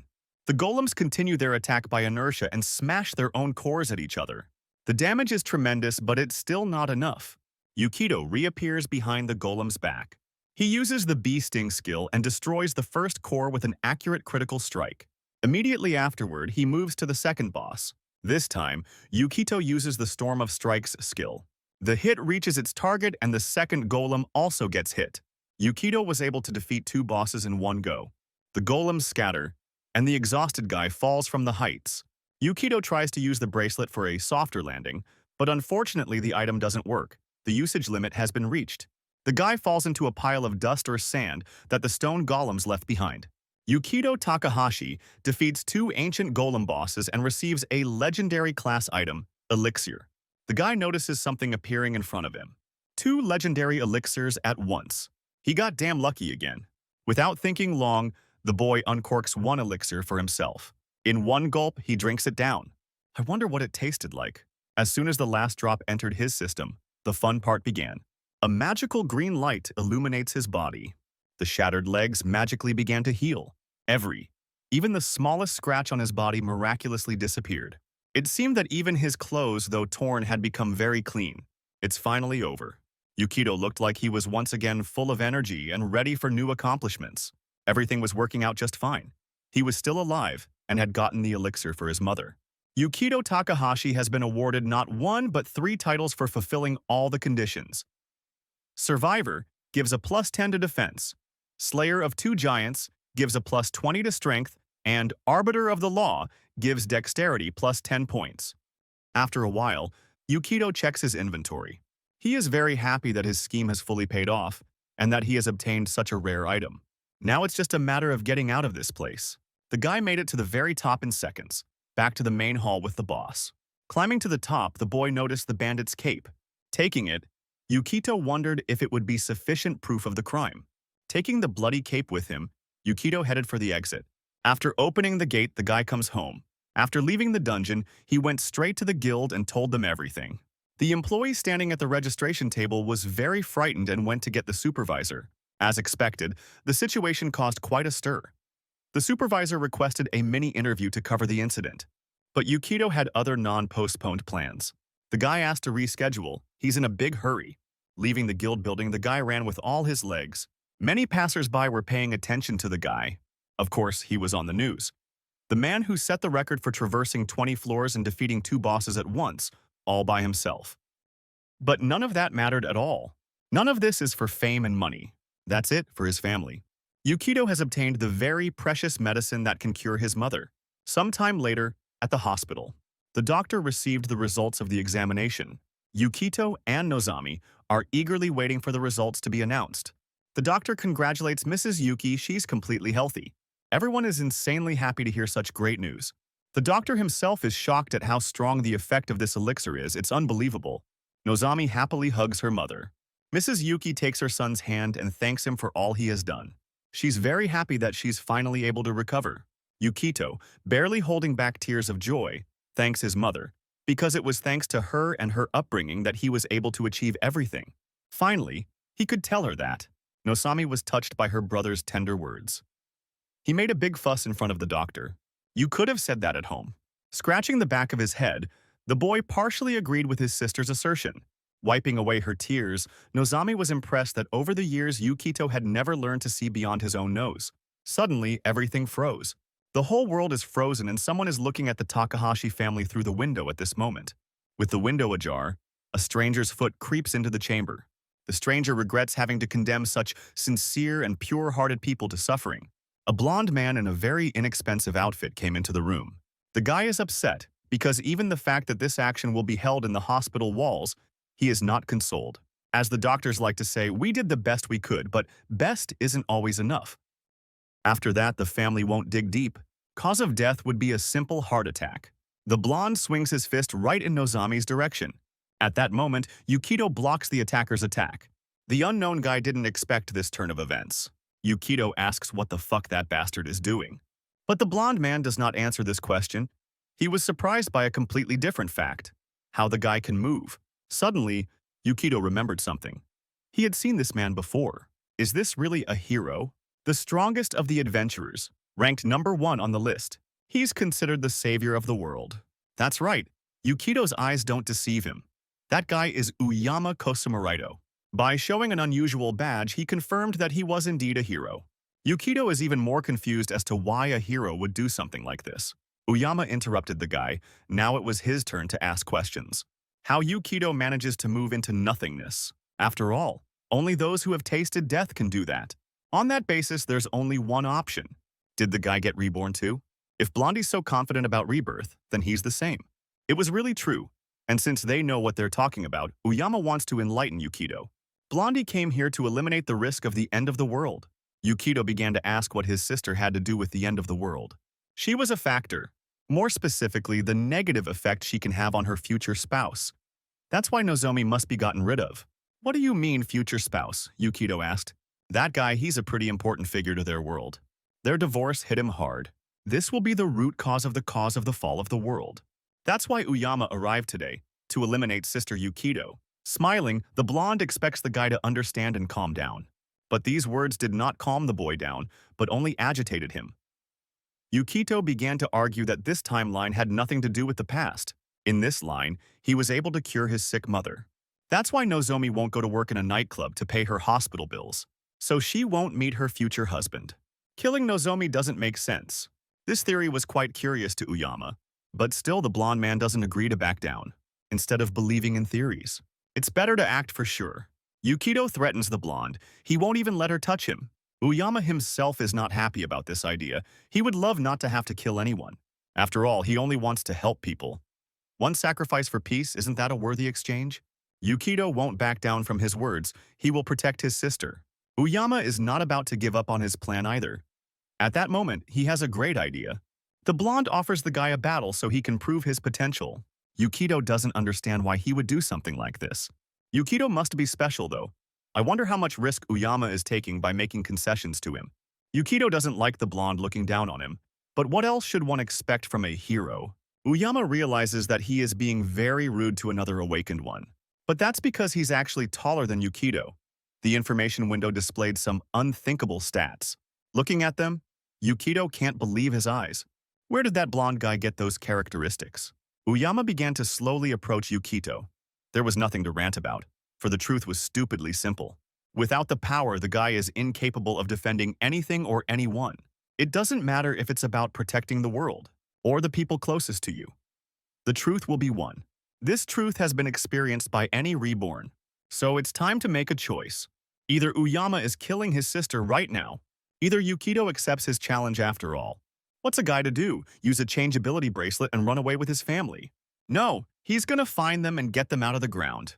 And just to be with Nozomi for 24 hours, protecting her from possible danger, the guy physically cannot. Eventually, the guy accepts the challenge and is ready to fight Uyama. The blonde had no doubt that Yukito would make the right decision. Uyama calms Yukito down by saying that he's not going to get into the business of beating up the poor guy. Unfortunately, nothingness can only be used for a limited time. 10 minutes, the guy's gotta last that long. If he can do that, he wins. Yukito wondered, would it all start right here?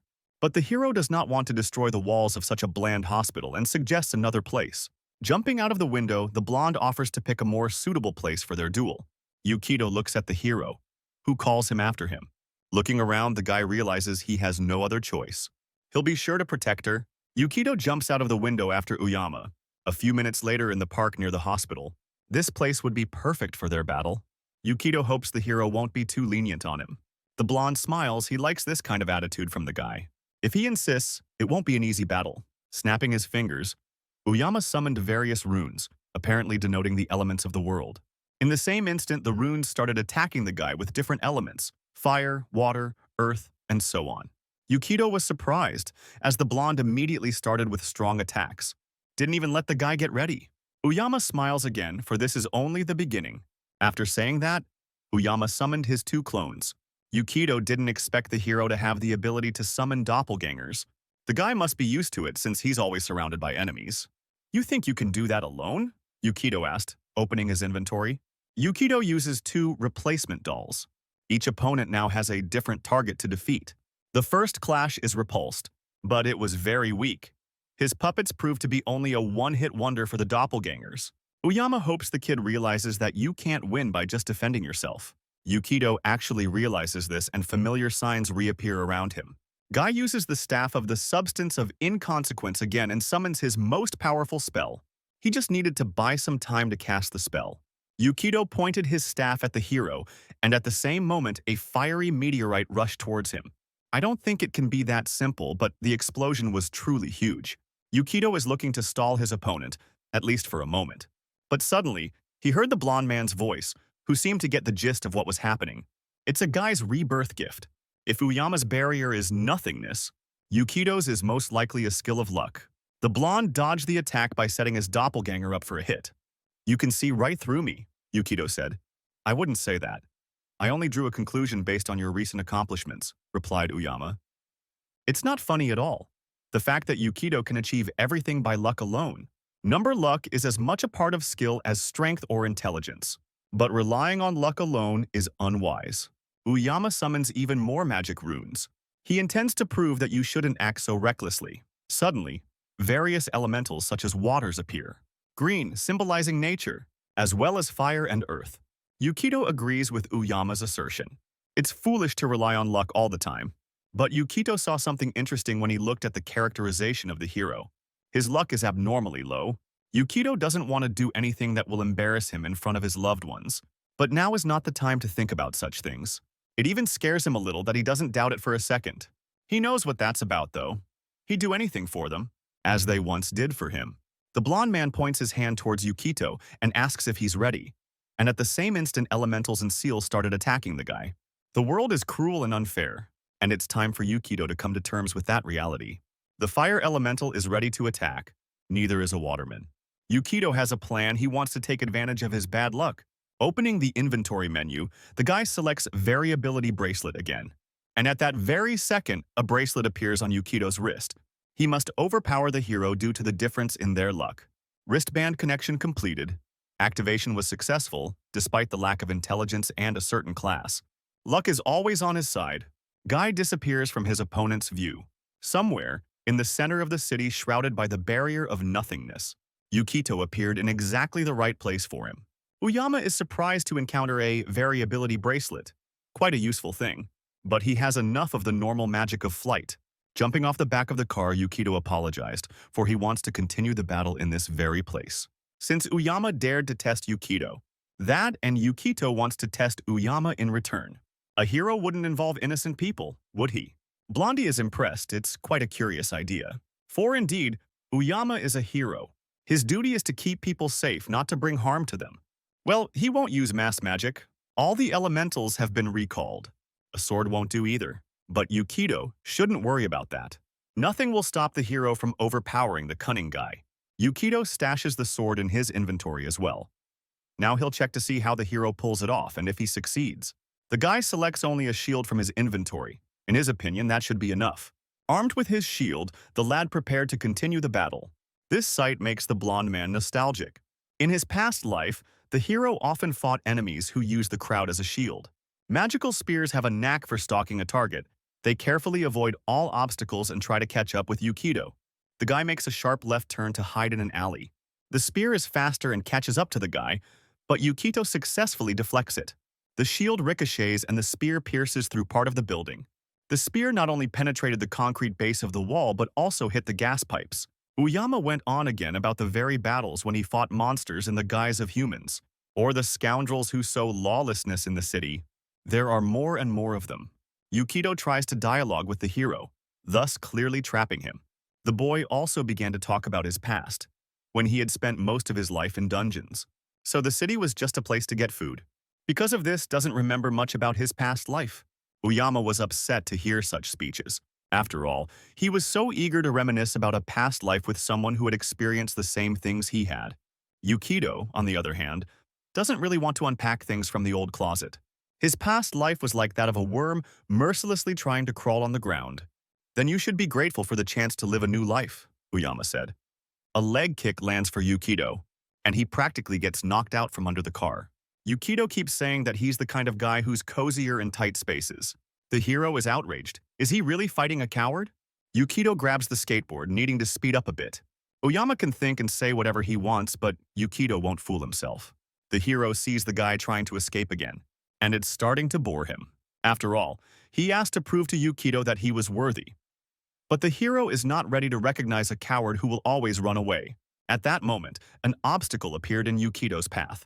He quickly jumped off the skateboard, seeming to be backed into a blind corner.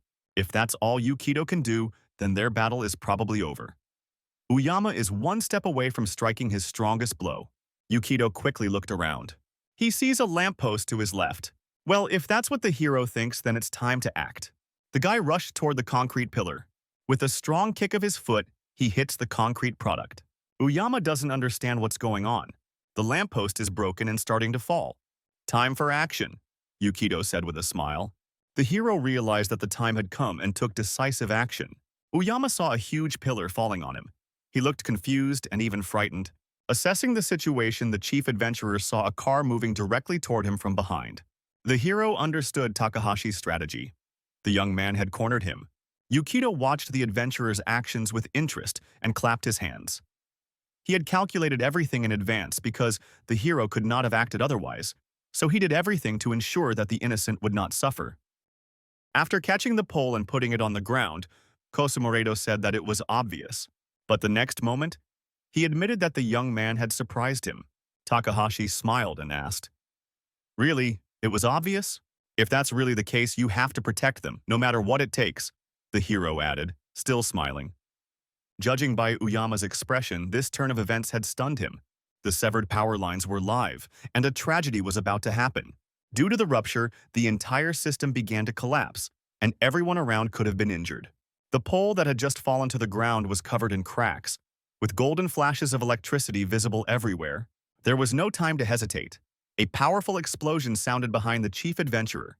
The blonde man quickly looked back, beads of sweat appearing on his face. He had to act fast. The flames spread rapidly, engulfing everything around them. Uyama finally came to his senses and ordered the Undines to extinguish the fire. The magical creature possessing the power of water rushed to carry out its master's order. Takahashi was amused, watching the adventurer's reaction and actions. He shouted that more water was needed. The fire spread rapidly down the street, and the nearest trees were already engulfed in flames. The trees fell directly onto the roadway, destroying passing cars with their weight. Cracks appeared in the asphalt, which had become very hot. The next moment, a chasm formed right in the middle of the highway, swallowing everything on the road. The adventurer could no longer contain his emotions. He screamed hysterically, "Are you kidding me?" Uyama directed Sylph and Gnome to solve the problem. The hero realized that he had to intervene himself. He rushed to the scene of the disaster. The gnome was the first to pull the girl out of the car, which was already falling into the abyss. Sylpha used her magic to lift the car out of the depths of the crevice. The magical creatures rescued the people and their belongings that had been caught in the epicenter of the disaster. Takahashi also decided to approach the scene. He found himself behind the adventurer and, with his usual smile, asked if he had forgotten about him. Cosimoredo exclaimed that he had no time for Yukido now, as he had to deal with the disaster he had caused. The strongest adventurer was sure that the young man couldn't hurt him. Yukido silently activated the system window. He was going to surprise Uyama again. "Perhaps I really can't harm you, but I can create dangerous circumstances," exclaimed the hero, striking his opponent with his shield. Cosimoredo lost his balance. He hadn't expected such treachery. The adventurer in his shiny armor and beautiful red cloak flew straight into the sewer. Takahashi said, "It's ironic that the best of the best ended up literally up to his ears in shit." The hero was glad that the handsome man understood what it was like to be at the bottom. Uyama's face, as he fell into the abyss, was filled with horror and despair. He had no chance of escaping the disgrace. The brown water was very close. The first of the adventurers found himself up to his shoulders in the stinking liquid. Takahashi pointed his flower-adorned magic wand at Uyama and said he wasn't done yet. The adventurer couldn't take the pressure, raised his hands and said he was giving up. He acknowledged the hero's victory. A little later, the fire was extinguished and all the victims were rescued. Cosimoredo sat on the truck, dirty water dripping from him. He confessed to Yukito that, because of his low character, he often found himself in such situations. The adventurer added, "I knew something like this could happen in our fight, but I didn't expect such a crushing defeat." He then admitted that it was the first time so many misfortunes had befallen him at once. Uyama no longer boasted. He was amazed by Takahashi's ingenuity. He reminded the hero of an accident from the past, which plunged him into sad memories. A terrifying image of a powerful explosion in a high-rise building appeared in the young man's mind. The next thing he remembered was a bouquet of flowers and takeout food lying on the ground. Yukito himself was kneeling. He was praying with his hands folded and his eyes closed. These memories from the past were very painful for him, but it was precisely these memories that helped the hero defeat the adventurer in this battle. What's more important now? Have I been able to prove to you that I can prevent the past from repeating itself? Takahashi asked Uyama. The #1 hero agreed, clapping his hands. He jumped off the roof of the truck and threw over his shoulder. "I'll let you stay with her a little longer." Yukito was dissatisfied with the adventurer's answer. Without looking back, Cosimoredo said that, unfortunately, the veil of oblivion would soon fall, and it would be up to him to deal with all the consequences of their duel. The blonde man was referring to the deep abyss right in the middle of the highway. Uyama waved his hand toward the hero and added that he would have to return to the hospital. The adventurer wanted the young man to deal with the curse of disaster. It seemed that Takahashi did not understand what his new acquaintance meant. Seeing the expression on the hero's face, the adventurer was surprised himself. How could the young man not know that it was precisely because of this curse that the tragedy had occurred in that hospital? How can you not know about it if you came here from the future? Uyama asked. The hero replied that this was the first time he had heard about it. This answer made the blond man smile strangely. It seemed that he decided that Yukito was joking. The adventurer said that this joke was not funny. The young man was not joking. With a serious expression on his face, he folded his arms across his chest, genuinely not understanding what was being discussed. You really don't know about this disaster? Kosumuraido exclaimed in astonishment. He couldn't understand how the young man could not remember the fires and destroyed roads. You see, I spent my whole previous life in the dungeons. I farmed slimes for 10 years, the boy finally explained.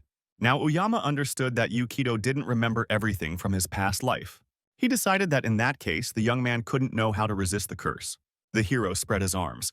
It was the absolute truth. He had no idea how to get rid of this trouble. This news upset the adventurer. He lowered his eyes to the ground and silently stared at his shoes for a while. Finally, the blond man said that there was no time to explain everything now anyway. Seeing the color of the sky, he realized that oblivion was about to descend. Go to the morgue. It's in the basement of the hospital. When you get there, you'll understand everything, said Uyama. Yukito asked irritably why he should listen to him. The hero replied that he would try to figure everything out himself, but there was a chance he wouldn't be able to. As he walked away from Takahashi, he threw over his shoulder. If nothing is done, many people could die. Hearing such words from the adventurer, the young man was confused. He wanted to ask something else, but Kosumuraido had already taken flight and disappeared into the sky. I don't understand what's going on, but it's better to go back to the hospital, the hero decided. He touched the bracelet of changeability to return to his mother and sister as quickly as possible. The young man made it in time because the next moment the void began to disappear. When the magic finally wore off, people were walking on the streets again. They couldn't have imagined that just a few minutes ago, the strongest beings had been fighting on this street. Yukito made it to the hospital in time. No one in the office could have imagined that he had disappeared somewhere. The doctor advised the boy's mother to have regular checkups. Yuki got up from her chair and promised to follow the doctor's advice. She was grateful for the good news. Takahashi smiled, pleased that he had managed to get the elixir and save his mother. The young man discreetly glanced around the office from under his brow. He remembered the adventurer's words. I don't have time to explain. I don't fully understand what might happen myself. This warning prompted the hero to check the blonde's warning. He headed out of the office, took a few steps to the door and grabbed the handle. The only thing I know is that we can't stay in the hospital, Takahashi thought. The hero was sure that he had to get his sister and mother out of there as quickly as possible. When they were in the hallway, Nozomi said, I'm so nervous that I really want to eat. His mother suggested stopping at a cafe on the way home. She wanted to celebrate her miraculous recovery, but Yukito objected, saying that he would cook dinner for them himself to mark the occasion. His sister looked stunned that her brother would be cooking, as this was a rare occurrence in their family. The young man smiled and said, Why not? I just have one request. Could you go to the store and buy everything for dinner without me? His mother replied that if Yukito wanted to treat them, how could they refuse him? Nozomi said she didn't mind either. Yuki and her daughter headed for the exit, discussing what delicious meal Takahashi wanted to cook for them. The hero waited patiently for his family to leave the hospital grounds. Once he was sure that his mother and sister were safe, he went to check the morgue. First, he went into the men's restroom. He had something to do. Locking himself in a toilet cubicle, Takahashi put on a white hooded cloak. This cloak was magical, a prize from his victory over the bandit Kido. He used it to avoid encounters with all sorts of weak monsters that were not worthy of his attention. The hero did not think that this invisibility cloak would be needed for such a reason. The patient, who was also in the bathroom at that moment, saw the door open by itself and decided that there was a ghost there. Meanwhile, the young man managed to reach the elevator at the end of the corridor. Yukito patiently watched as the elevator slowly descended from the top floor. He wondered why he had never heard of the curse of the disaster. Uyama said that when he got to the morgue, he would understand everything. Finally, the elevator display showed B1. It was the basement floor where the morgue was located. The doors opened, and the hero saw a corridor with many doors. He boldly stepped out of the elevator and headed forward, hoping to figure out where he needed to go. The young man noticed that there was a deathly silence all around him. Could it be that there is something here that will cause a catastrophe? Yukito thought. He decided that first he needed to check if there was anyone alive on this floor. The system's radar showed that there was no one there. This meant that the hero could check everything thoroughly. Takahashi looked ahead, carefully reading the signs on the doors, wanting to find the right one as quickly as possible. Finally, a door with the sign morgue appeared ahead. The moment had come. The young man quietly opened the door. It was dark inside. When his eyes adjusted, the hero could see a tiled room and a row of beds. He saw people lying there, their faces covered with white cloth. "There's a good chance that one day I'll be among them," flashed through Yukito's mind. The young man walked past the bodies of the dead, waiting for understanding to come to him. Stopping at the end of the room, he looked back at the dead. The hero took the hood of his magic cloak off his head and decided to wait a little longer. In the end, he found nothing. Yukito assumed that Uyama had decided to play a joke on him. The young man activated the system window. Suddenly, his eyes nearly popped out of his head. The message was red, which could only signal danger. Takahashi heard some strange sounds, and a red glow rose from the beds where the bodies lay. Suddenly, the body of one of the deceased moved, and the blanket fell from her face. The woman was twisted as if in a convulsion. The living dead began to rise from the bed, a sight not for the faint of heart. Less than a minute later, a dozen zombies began to approach the stunned hero. The living dead began to growl, which was truly beyond the pale. Now Takahashi agreed with the adventurer. He had indeed received a clue in the morgue. The young man held his sword in front of him, preparing to face the danger with dignity. The closer the zombies got, the more the hero felt the unbearable smell of rotting flesh. Usually the strongest seekers challenge the undead from above, Yukito managed to think. The living dead approached, growling and foaming at the mouth like rabid dogs. The first to attack the young man was a woman with long hair. A thought flashed through the boy's mind that this was not some kind of zombie virus. One swing of his sword, and the zombie's head flew to the floor. Yukito came to the conclusion that this was most likely the result of a curse. The first body fell to the ground, but the other dead were already close by. If an adventurer is cursed before death and not buried within a certain period of time, he turns into a zombie, Takahashi recalled. The hero's next blow tore the living dead apart along the torso from the head. As soon as the young man finished off the second monster, a third zombie attacked him from the side. The hero reacted lightning fast, throwing the undead away from him with a kick to the stomach with his right foot. Takahashi realized that the curse could spread to neighboring corpses. Yukito remembered that in his past life, the souls of the dead were pacified with the help of holy power. But in this life, unfortunately, no one had yet mastered such a method. The boy had time to think. It's good that this curse doesn't spread to the living, but that was only if the zombie didn't bite you. Takahashi attacked the next monster by throwing a metal bed at it. The hero had to be very careful not to catch the curse. The young man methodically destroyed the zombies one by one, not allowing them to corner him. The head of another undead rolled across the floor, severed by Yukito's sharp sword. The boy used the beds as shields, thus protecting himself from the zombies' bites. Another undead flew to the opposite wall after being hit by a bed. But there were more monsters, and it was becoming increasingly difficult to hold them back. The young man placed several beds in a row in front of him, creating an improvised fence. He managed to reduce their numbers a little, but the monsters continued to press forward, trying to reach their prey. Takahashi managed to see a talisman around the neck of one of the zombies. It indicated that the man had been a famous adventurer in his lifetime. It is a real tragedy when a hero in the past turns into a real monster after death. Suddenly, the young man heard the door handle behind him begin to move. Yukito realized that someone outside was trying to get in. The next moment, the door opened and two more living dead burst into the room. The zombies fell to the floor, unable to keep their balance, but now the hero was surrounded. Takahashi encouraged himself, saying it would be easy. A second later, the head of one of the undead was severed from its body. The second zombie was still lying on the floor, and the young man did not hesitate to swing his sword. The hero had not yet managed to strike when one fact made him stop. On the system's radar, this woman was marked as a neutral target and glowed green. A second later, the unfortunate woman raised her head and asked for help. She was terrified. Takahashi was stunned by the fact that this woman was still alive.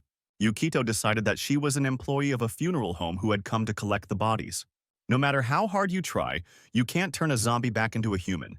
But if you were bitten recently, there's a chance you can be saved, flashed through the hero's mind. He crouched down next to the unfortunate woman, realizing that he didn't have the tools he needed to help her. Besides, the barricade of beds would not hold out for long against the onslaught of zombies. It was difficult for the hero to make such a decision, but in this situation, letting her die seemed the most logical choice. Now he had to focus on destroying the main threat. Takahashi activated the system window. I don't want to be a hero who is driven solely by efficiency. The time has come to use the Bracelet of Change again. The magical artifact was activated.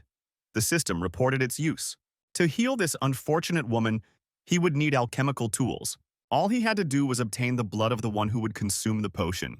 The hero remembered the recipe for the elixir needed to heal a person bitten by a zombie.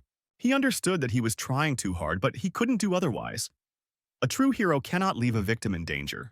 The young man knelt down next to the woman. He needed access to her hand. He cut the woman's finger with the sharp blade of his sword. In the next moment, a drop of blood appeared on the cold steel. The hero collected it in a special flask in which he would prepare the antidote. All the ingredients had been gathered. All that remained was to prepare the potion. Yukito sat on the floor and slowly mixed all the components. When the last ingredient was added to the bowl, the task was almost complete. The guy was very worried, doubting that he had done everything correctly. The system sent a message, starting the production of the sacred elixir of purification. The next moment, the hero received a warning that his level of alchemy was insufficient. The probability of activation was only 25%. In addition, he lacked the advanced synthesis skill. The probability of activation was 70%. Yukito was also warned about his insufficient magical abilities. But thanks to his incredible luck, the elixir was successfully completed. Takahashi was pleased with the result. He asked the woman to wait a little longer. The hero leaned down and poured the magical elixir into the woman's mouth. As soon as it entered the unfortunate woman's body, she glowed with a magical light. After a few seconds, the glow disappeared, and the woman lost consciousness. Takahashi breathed a sigh of relief, glad that the unfortunate woman had been saved. The young man helped her sit up and tried to bring her to her senses. Now it was time to return to his weapon. Yukito picked up his sword from the floor. It was time to deal with the zombies, because Takahashi still had to prepare the festive dinner. The hero noticed that his makeshift fence was no longer moving. The pressure on it had stopped. The young man peered through the crack. The room was very quiet. Where had the zombies gone? What he saw frightened even such an experienced hero as Yukito. All the zombies were drawn to some kind of black substance. They obediently walked toward it, as if responding to a call. The undead that were already inside turned black, and the monster's eyes and open mouths glowed green. Something incredibly powerful absorbed the undead's magic. A dozen zombies turned into one giant monster. The monster had sharp teeth and dozens of tentacles, and it growled wildly. The beds behind which the hero was hiding flew in different directions from its growl. The young man did not know the answer to the question of what this crap was and how it appeared. Could this also be the result of the curse? It seemed that while he was away making potions, the curse had united and grown stronger. Was this the price he had to pay for sympathizing with and saving those who had fallen into trouble? I wonder if Uyama Kosamurita would laugh in my face if he found out about this, the young man thought. But Yukito did not regret what he had done for a second. He had saved the woman and would definitely deal with this trouble. A giant zombie monster tried to catch Takahashi with its tentacles. Thanks to your lightning-fast reaction, the hero managed to dodge the danger. During this time, he managed to reach the monster. With one swing of his sword, her head fell to the ground. To kill a zombie, you have to decapitate it. At that moment, another tentacle of the monster almost hit the guy. This monster had many heads, and the young man cut them off one by one without stopping. There was still work to be done. As long as at least one head remained in place, the monster continued to live. The next moment, two tentacles reached forward simultaneously, trying to grab Yukito. With a swing of his sword, the young man cut off both tentacles at once. The severed limbs had not yet touched the floor when the hero had already disappeared from where he had been standing a second ago.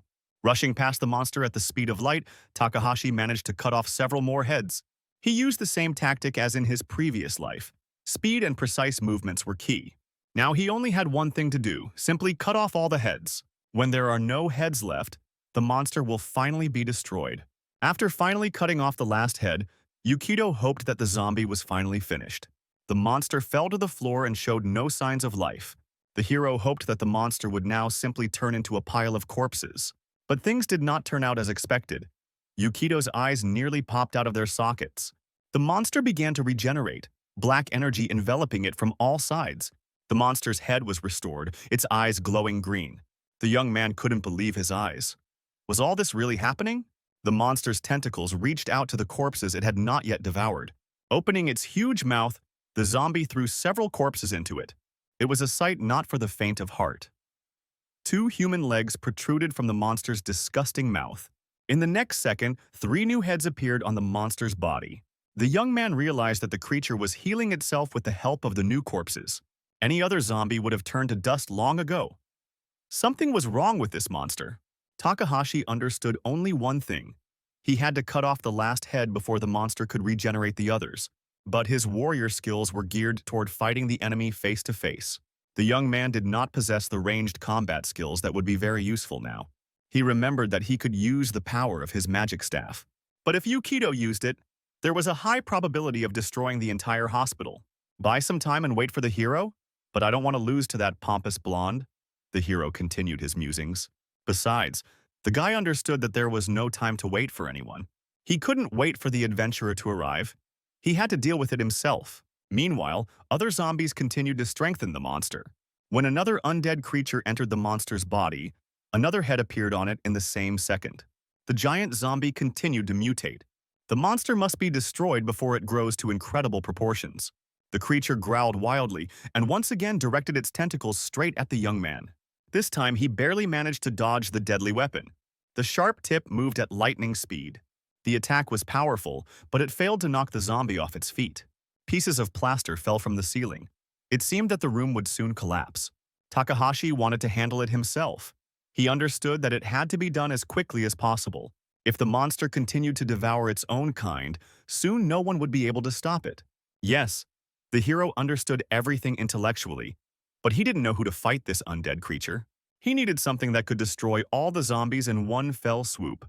But at the same time, the weapon couldn't be so powerful that it would destroy the entire hospital. Unfortunately, the young man didn't have anything like that at his disposal. As soon as Yukito caught himself thinking about the hopelessness of the situation, a spark of an idea suddenly appeared in his eyes. The hero glanced behind him.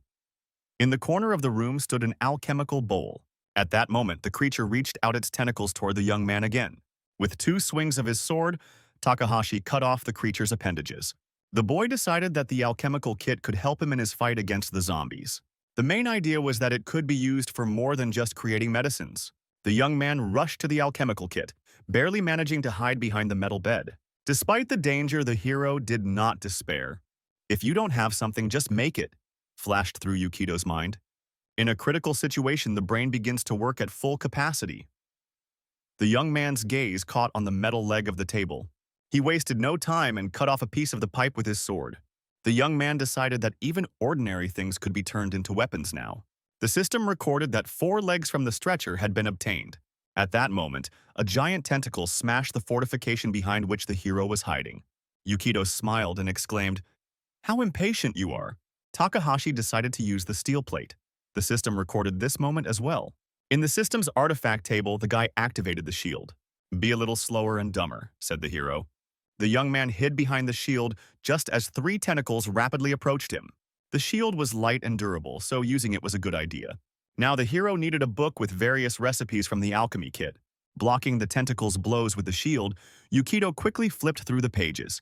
Suddenly, his gaze fell on a recipe for black powder, which required potassium nitrate, sulfur, and charcoal. Takahashi was a little disappointed because he couldn't imagine where he could get these ingredients while in the morgue. He could use the bracelet to teleport to a store. But when he looked at the bracelet, the hero realized that its energy was completely depleted. He had been using it non-stop throughout the day. Suddenly, while fleeing from danger, the young man realized that he could create the ingredients himself. The hero's keen eye noticed a piece of wood in the corner that could be used to make charcoal. First, he should focus on the first element. The hero immediately threw the cedar wood into the magic cauldron. The creation of charcoal has begun. The system reported that alchemy cannot help create this ingredient. The probability of success is only 25%. The level of alchemy mastery is insufficient. But once again, thanks to Yukito's incredible luck, high-quality charcoal was created after all. A thought flashed through the hero's mind. There's still sulfur and potassium nitrate left. Continuing the fight, the young man could not even imagine how to find them. He didn't stop for a moment, attacking the monster again and again. Takahashi's next lunge at the zombie monster completely disoriented him for a moment. The guy decided that now was the time to use the power of the internet to get information. The young man asked in the GPT chat what could be used to replace sulfur and potassium nitrate.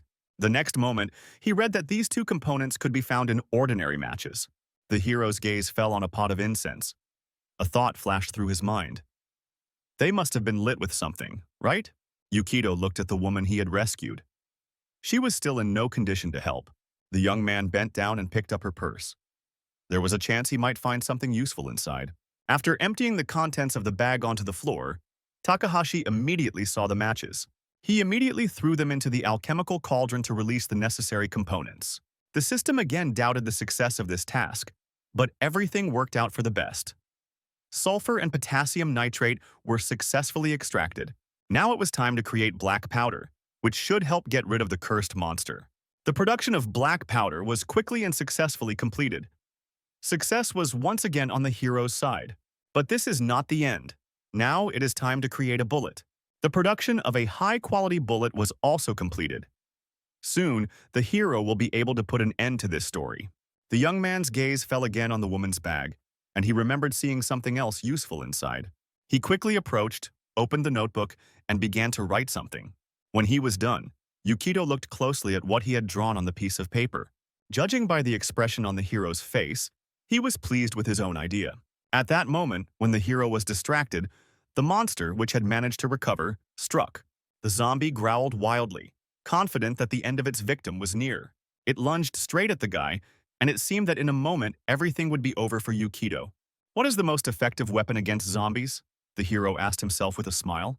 The young man tore off a sheet of paper and threw it into the cauldron.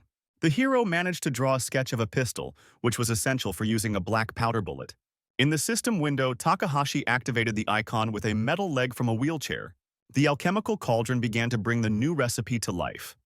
As always, the system warned that it could not yet create this ingredient. Due to the lack of metallurgy skills, the weapon created may be of poor quality. Despite his lack of magical skills, thanks to luck, the creation of a high-quality, self-firing sawed-off shotgun was successfully completed. The young man did not want to desecrate the corpses of the slain hunters, but what could he do? He could not waste any more time, so he quickly loaded his homemade weapon with black powder bullets. Takahashi aimed directly at the main head of the zombie monster. Today, he would kill the undead creature once again. The boy waited for the monster to get even closer. He only had one chance. The system warning came quickly. The hero's class does not require the use of firearms. Chance of explosion, 30%. But Yukito was already used to relying on his own luck. He was sure it would work. And he was right. The shooting worked. The black powder bullets flew straight toward the zombie. The danger was rapidly approaching, but the monster did not understand how this small golden object threatened it. One bullet hit the tentacle with which the monster had managed to cover its head. But another hit the target, the creature's head. At that moment, the broken shell fell to the floor. The hero noticed that the creature was trying to recover quickly, one eye reappearing. But another ball of black powder prevented this recovery. "Don't even think about it," Takahashi said. This time, he would not allow the monster to regenerate. Another shot blew off several more heads on the zombie's body. The guy didn't stop. He kept shooting again and again. The stubborn monster still didn't want to die. But the hero would get his way. He was a persistent guy, too. Holding two sawed-off shotguns, he rushed forward, firing again and again at the monster's heads. In the silence of the morgue, shots rang out again and again. Another cartridge filled with black powder knocked off another of the monster's tentacles. Another shell casing clattered as it fell onto the tiled floor. Yukito pulled the trigger again, but nothing happened. The system reported that the cartridges were empty. When this happened, the monster lay finally destroyed at the hero's feet. All its heads shot off. The hero carefully examined the result of his work. He wanted to make sure that the zombie was finally finished. Takahashi sighed, finding it hard to believe that the monster was finally dead. The system congratulated the young man on destroying the curse of disaster. He was the first in the world to defeat such a creature. Yukito was awarded the title of Sacred Slayer. The boy tried to believe what he had heard. He was pleased with his own achievement. Finally, this whole nightmare is over, the hero thought with relief. In the complete silence of the morgue, he suddenly heard sobbing. It was the woman he had saved. whom he had completely forgotten about. The young man was pleased that the medicine he had created had worked. Suddenly, the hero remembered that he had something to think about now. He was not a hospital employee. He was covered in the monster's blood, and he was holding two sawed-off shotguns in his hands. How would he explain that? If the young man said he was the one who had returned, hardly anyone would believe him. Moreover, I entered a place where only hospital staff are allowed to enter. This is illegal trespassing. Takahashi understood that he could get into trouble.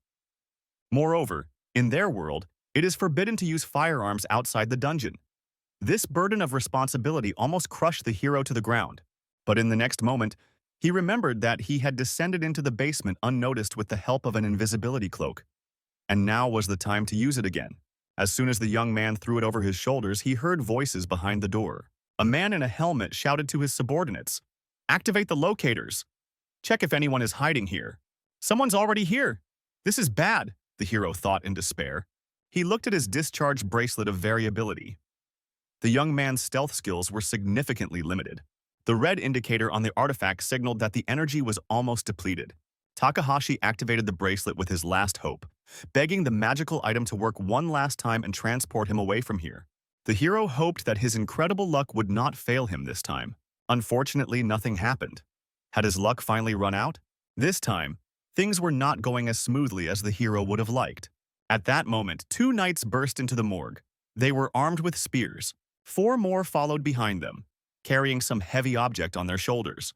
A girl with gray hair, dressed in white, opened her mouth and yawned. The stranger was sitting in a special place that the 4 knights were carrying. The hero immediately recognized the uninvited guests. They were clergymen. The warrior who entered the room first pointed his sword forward and said, "Lady Naomi, there is a suspicious person here." Without looking up from her phone, she asked if he was an enemy of God. The knight replied that he did not know, but the stranger looked suspicious. With a hint of sadness in her voice, Naomi, the representative of the clergy, said lazily, "Is that so?" She handed the phone to one of her subordinates named Reed, ordering him to follow her through the game level. Naomi forced herself to get off the soft seat she had ridden into the morgue on.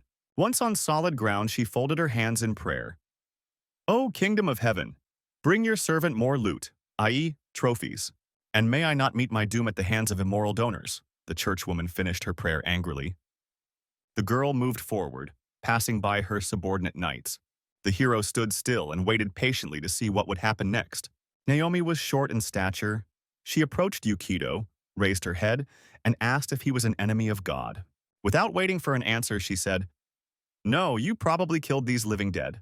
But the little church minister wanted to know how the stranger knew that zombies would appear in the hospital morgue. The girl came to the conclusion that this guy didn't look like a hospital employee. Naomi was surprised that someone could sense the undead better than she could. She didn't believe it was even possible. The hero looked confused. He hadn't had time to come up with a plausible story yet. Suddenly, they heard a voice. "I sensed the impending danger and sent him here." In the morgue, as if out of nowhere, Uyama Kosumuraido appeared in the flesh. Naomi exclaimed, "It's the hero himself!" The girl and her people bowed to the adventurer. "I had to deal with the accidents in the city. Since I couldn't be in 2 places at once, I asked this young man for help," Naomi Uyama explained, winking at Yukito. "So that's what happened." "You asked him," said the church minister, a little confused. Then she said, turning to Takahashi, "Well, if you know the hero himself, I see no reason for suspicion," Naomi added, glancing at the young man, that he also had fairly low karma. The hero was surprised, as he had never heard of such a thing before. The beauty confirmed her words, pleased with the effect they had produced. "I can see other people's sins, good and bad deeds, and digital values," Naomi kindly explained. Uyama Kosumuraido exclaimed with a smile, "That's to be expected from the youngest novice in the church. So she has a rare skill that is tied to one area of activity," flashed through the hero's mind. Naomi was a little embarrassed by the adventurer's words. Then she asked, "Will this young man take part in the sacred battle?" Of course, the girl was referring to Takahashi. It seemed that her question had put the adventurer in an awkward position. He didn't know how to respond right away. Naomi and Yukito looked at him with questions in their eyes. Uyama finally came to his senses and confirmed Naomi's assumption with his usual cheerfulness. Then he pointed to Yukito and, addressing the churchwoman, said that he would be very useful to her. "He will cleanse the walls of the temple from the shackles of evil and bring God's grace," Uyama exclaimed emotionally. Naomi said to Takahashi, If the hero himself recommends you, you will come with me. The girl added that it didn't matter who served her as long as they were useful. Will anyone in this room ask my opinion, or what? The hero exclaimed angrily. The adventurer tried to smooth over the awkward situation and said that Yukito was joking. Then he whispered angrily, "Let's step aside, we need to talk." The young men moved to an empty corner of the room, hoping that the church officials would not hear them from there. "I'm sorry, could you watch her for me?" Takahashi asked. The other replied, "I think you've heard about the temple class change." The hero answered affirmatively, but continued to stick to his guns. He had no intention of going to serve some Naomi. Temple class change is a useful thing for adventurers. If the hero wants to develop his class or conversely change it, the temple will help. In my past life, I was unable to save the temple because of a disaster, the adventurer admitted with regret. Sad memories of the past appeared in the blonde man's mind. A frightened church servant lay on the floor, covered in blood. Due to the fall of the temple, the adventurers became weaker, while the enemy's power, on the contrary, increased. Yukito said, "If you know what will happen, then take care of it yourself." The sad adventurer replied that he would gladly do so, but he couldn't. "There are still many threats in our world that I must stop for the sake of a peaceful future," the hero explained. Takahashi did not give up, because he believed that he had nothing to do with it. Uyama advised him to think ahead, because by connecting with the church, he would be able to go deeper into the dungeons. The young man would gain instant teleportation between floors and the ability to pass through powerful barriers. The church monopolized everyone capable of using healing and support magic. They can create more powerful barriers in certain areas. In addition, church officials can move adventurers between floors using teleportation magic. "All right, have it your way," the hero finally agreed. The adventurer couldn't believe that the young man had actually agreed. But the next moment, Takahashi grabbed Uyama by the collar of his cloak. For this service, he wanted the adventurer to swear that he would not lay a finger on his family. "I swear, I'm not going to harm those who are useful to this world," Kosumo promised, raising his hands. The hero suggested that in that case, he would be disposed of as soon as he ceased to be useful. The adventurer said, "Your words sound as if I am threatening you." But in reality, Uyama was just asking for a little help. Takahashi agreed, but wanted to hear more details about what he was signing up for. Just as the adventurer was about to tell him everything, Naomi approached them and asked if the conversation was over. The blonde man smiled broadly and apologized for keeping her waiting. The girl replied that it was no big deal, since they had been busy cleaning the place of filth. The next moment, without further explanation, Naomi held out her staff. She pointed it at the hero and used magic to make the traces of the struggle disappear from Yukito's clothes. A few seconds passed, and the young man saw that he was now completely clean. The little church servant jumped into her vehicle and said that it was time for them to go to the nearest temple. The hero was a little confused. He didn't know why this was necessary. Naomi took her phone from the knight and explained that they needed to assess Takahashi's abilities. "There's no point in hiring someone who can't even fight," said the girl, looking down at her phone. The two knights pointed their spears at the young man. Now he had no choice. Yes, go ahead and test him. I have to go now." "Good luck, my friend," said Uyama Kosumo as he disappeared. The hero realized that the adventurer had simply set him up, leaving without further explanation. Yukito said, "I guess I shouldn't count on lunch today." Finally escaping from the hospital basement, after a short journey, the hero saw a church. Accompanied by Naomi and her knights, they went inside. Inside, the temple was much larger than it appeared from the outside. Yukito stopped, looking around. He was curious to take a good look at everything. The girl said it was time to begin the trial. "Your opponent will be an average knight," she added, pointing to a random man from among her subordinates. The warrior immediately stepped out of line. He was a 4th-degree knight. The knight drew his sword. Takahashi kept his eyes on his opponent. The young man determined at a glance that the man was of a higher level than himself. Naomi announced the start of the duel, and the opponents rushed at each other. The girl took out a bag of treats, preparing to enjoy the spectacle. She kept her eyes on Yukito, memorizing his every move. The opponent's swords clashed with a clang. The blow was so powerful that it sent sparks flying. The opponent attacked, but the hero managed to stop him. He noted to himself that the knight was rather weak with the sword. Yukito decided that the church's warriors were more focused on defense. But even if that's the case, with the difference in levels, it seems he fights worse than me, Takahashi thought. Naomi was pleased with what she saw, but decided not to stop there. She would show the young man a glimpse of God's grace. Using her staff, the church minister activated her magic. Naomi exclaimed strange words. Heraclea! Axelor!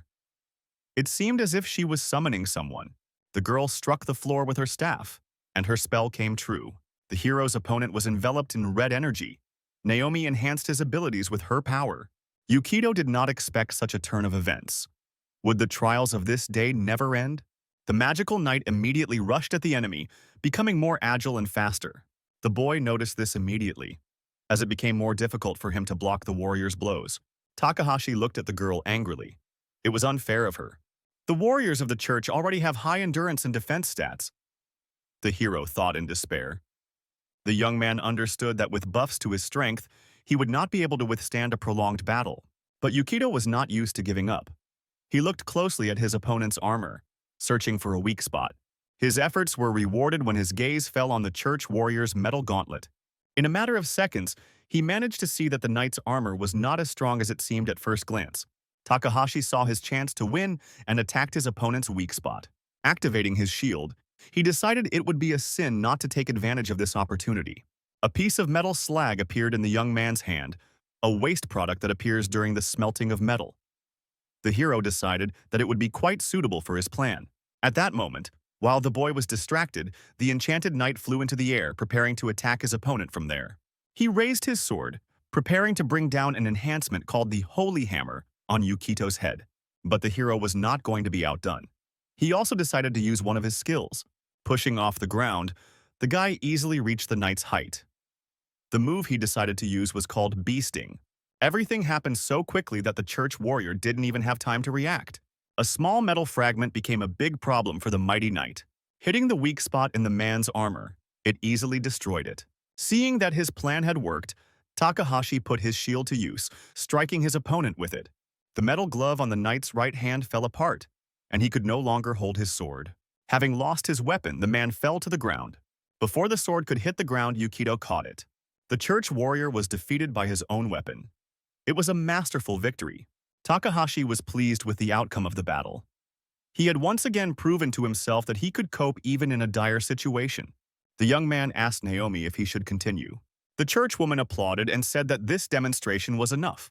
The girl smiled, amused by the spectacle of the duel. She said she considered Yukito a skilled swordsman. The hero thanked her, looking exhausted. He returned the sword to its owner, continuing to analyze the duel in his mind. I'm not strong. It's just that the church warriors rely too much on buffs, Takahashi concluded. Naomi immersed herself in her phone game again, saying to the hero, "You're free now. See you later." Takahashi looked at the girl, but she no longer paid any attention to him. He didn't need to be told twice. The guy turned and left the church. Without wasting a minute, Yukito hurried home, where his mother and sister were waiting for him for dinner. About an hour later, a delicious meal was served. Today they were celebrating his mother's miraculous recovery. Nozomi and Yuki's plates were full of golden porridge, but for some reason the third dish had turned black. The young man wished his family bon appétit. He seemed not to notice that his portion was completely burnt. Nozomi clutched her head when she saw that her brother was going to eat it. Yuki suggested that her daughter try it quickly, since Yukito had tried so hard for them. The hero smiled as he watched his mother and sister try his culinary creation. Mother is finally healthy. I was able to do what I couldn't do in my past life, the young man thought happily. We have enough money, so Nozomi, you can enjoy your youth, the boy said proudly of his achievements. But it's not certain that the day won't come when I become unnecessary to the hero, and he will break his promise. Until that day, I must become stronger than him. Only then will I be able to protect my sister, thought the hero, and began to eat his burnt dinner. Nozomi tried to stop her brother, but he said that burnt rice was the most delicious in the world. As long as Uyama Kosamuraido isn't threatening me, I need to deal with the situation at the temple, Yukito decided after finishing his dinner. When the hero left the church headquarters, Naomi was left alone with her thoughts and her hands reached for the phone. She wrote on a forum, "The kingdom of God opens its doors, you just have to repent of your sins." In a moment, comments from other community members began to pour in. Someone said they only believed in the religion of spam. Another claimed to be a representative of the religion of flat-footed people. One girl wrote that human rights activists had no soul, so she didn't believe in God. Naomi looked upset as she read these comments. She didn't understand modern teenage slang. She suddenly caught herself trying to preach to people who were very far from faith. She advised the chat participants to reconcile with God within themselves. The church representative suddenly realized that people don't want to believe. They want to see a sign. They are only willing to believe when they see the results with their own eyes, Naomi thought to herself. The church leader firmly believed that by immersing themselves in worldly things, people only tarnish their karma. But she herself did not notice how she had immersed herself in the world of the internet. Time flew by with her phone in her hands, and dusk fell on the city. Finally, Naomi's patience ran out and she threw her phone on the table with all her might. Suddenly, the girl heard someone knock on the door. A voice from the hallway asked, "Ma'am, may I come in?" The church representative gave her permission, keeping her eyes fixed on the door. The next moment, 4 people entered the office and apologized for disturbing Naomi. One by one, they began to approach her desk. The church minister became nervous. She wanted to know what had happened. The first knight knelt and said, "I need to discuss the upcoming holy battle with you."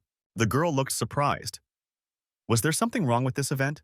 The knight, whose face was hidden by a visor, exclaimed irritably, "We are categorically opposed to including an adventurer in our expedition." The guards, like Naomi herself, saw the young man's karma and believed it was dangerous for all of them. The churchgoer wearily touched her face and thought that, to be honest with herself, she didn't care at all. The girl placed her palm on the Bible lying on her desk. The only thing she wanted now was to deepen her faith and purify her heart. But in the next moment, Naomi remembered that her membership in the temple included the need to resolve internal conflicts, so there was nothing she could do about it.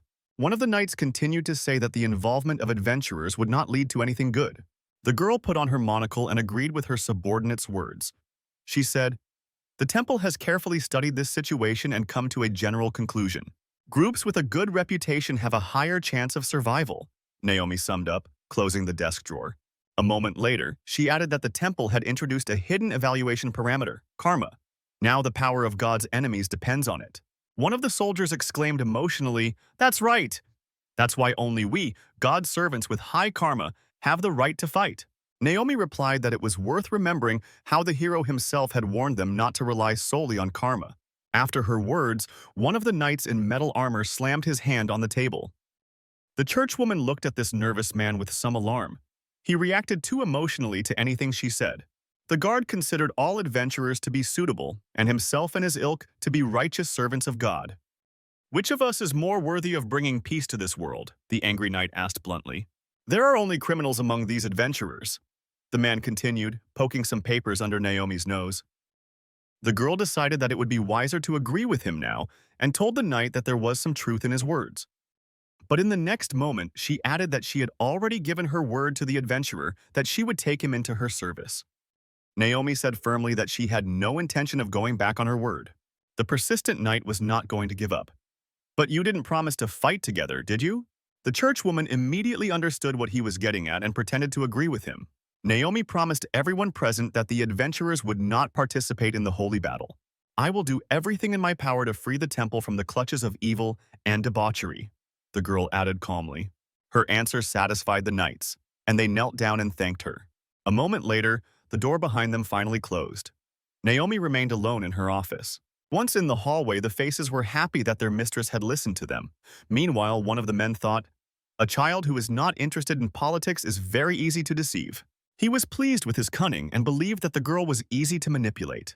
The knight told his companions that they themselves must protect the innocent from the enemies of God. At the same time, he thought that the adventurer should not be allowed to rise even higher. The man told others that Lady Naomi's rise was inevitable, but he himself did not believe it. He wanted only one thing: to receive more subsidies from the temple. 4 fists rose to the ceiling and a cry rang out, "Let us serve God!" At the same time, the city was incredibly beautiful, with delicate cherry blossoms blooming among the tall glass buildings. The wind gently swirled their pink petals. Takahashi Yukito walked down the street, looking at his phone screen. The young man thought in confusion, "I didn't even have time to blink before the day of the sacred battle arrived." The hero was troubled by the fact that he had not yet met with Naomi to discuss strategy. He wrote to her, but received the reply, "My subordinates will explain everything on the day of the battle." The young man tried to object, but never received a response. The young man thought about how he was called the leader of the adventurers, so he was responsible for everyone. Lost in his own thoughts, Yukito didn't even notice when he arrived at the adventurers' headquarters. Subsequently, the hero found himself in the Tokyo dungeon, the first floor of which was called the Indelible Trace. The first person Takahashi met in the dungeon was Naomi, a representative of the clergy. The guy greeted her politely, and the girl replied with a slight bow of her head. The hero looked closely at the church representative's face, not knowing what to expect from her. He noticed that behind Naomi, 4 Knights of Honor were quietly discussing something, glancing at him from time to time. Yukito caught himself thinking that he had a bad feeling about this. The young man moved away from the churchgoers and approached the group of adventurers with a firm step. Takahashi said to them, bowing his head, "You must be unhappy that a stranger has become the leader." "I apologize." The young man thought that all the adventurers present had been working for the temple for a long time, unlike him. One of the young men advised the guy not to worry about it. The others agreed with their comrade because Takahashi had been chosen by the hero himself, and there was no arguing with that. Hearing the adventurer's words, Yukito froze in place with his mouth open. A guy from this company explained that if it weren't for the hero, they would have been sitting in a prison cell long ago. It occurred to the hero that this pompous blonde was behaving like a true model hero. The image of Kosumariota in shining armor vividly appeared in the young man's imagination. "I'm sorry, but will you help me?" "Yes, yes."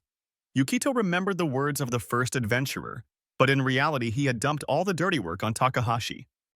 Suddenly, the young men heard Naomi's words. "Finally, everyone is here. To begin our sacred mission, let's go to the 30th floor of the temple." A little more time passed, and the whole group reached their destination, the church. The church had built temples on every level of the underground. They were considered a safe zone. There, they can offer various services, which usually cost a lot of donations. On the first floor of the temple, everything looks abandoned. This is not surprising, because who would need the services of clergy at the beginning of their journey? The hero watched with interest everything that was happening inside the temple. Everyone present stood in the middle of the pentagram, and in a moment they disappeared as if by magic. It was an incredible way to move, teleporting a crowd of people.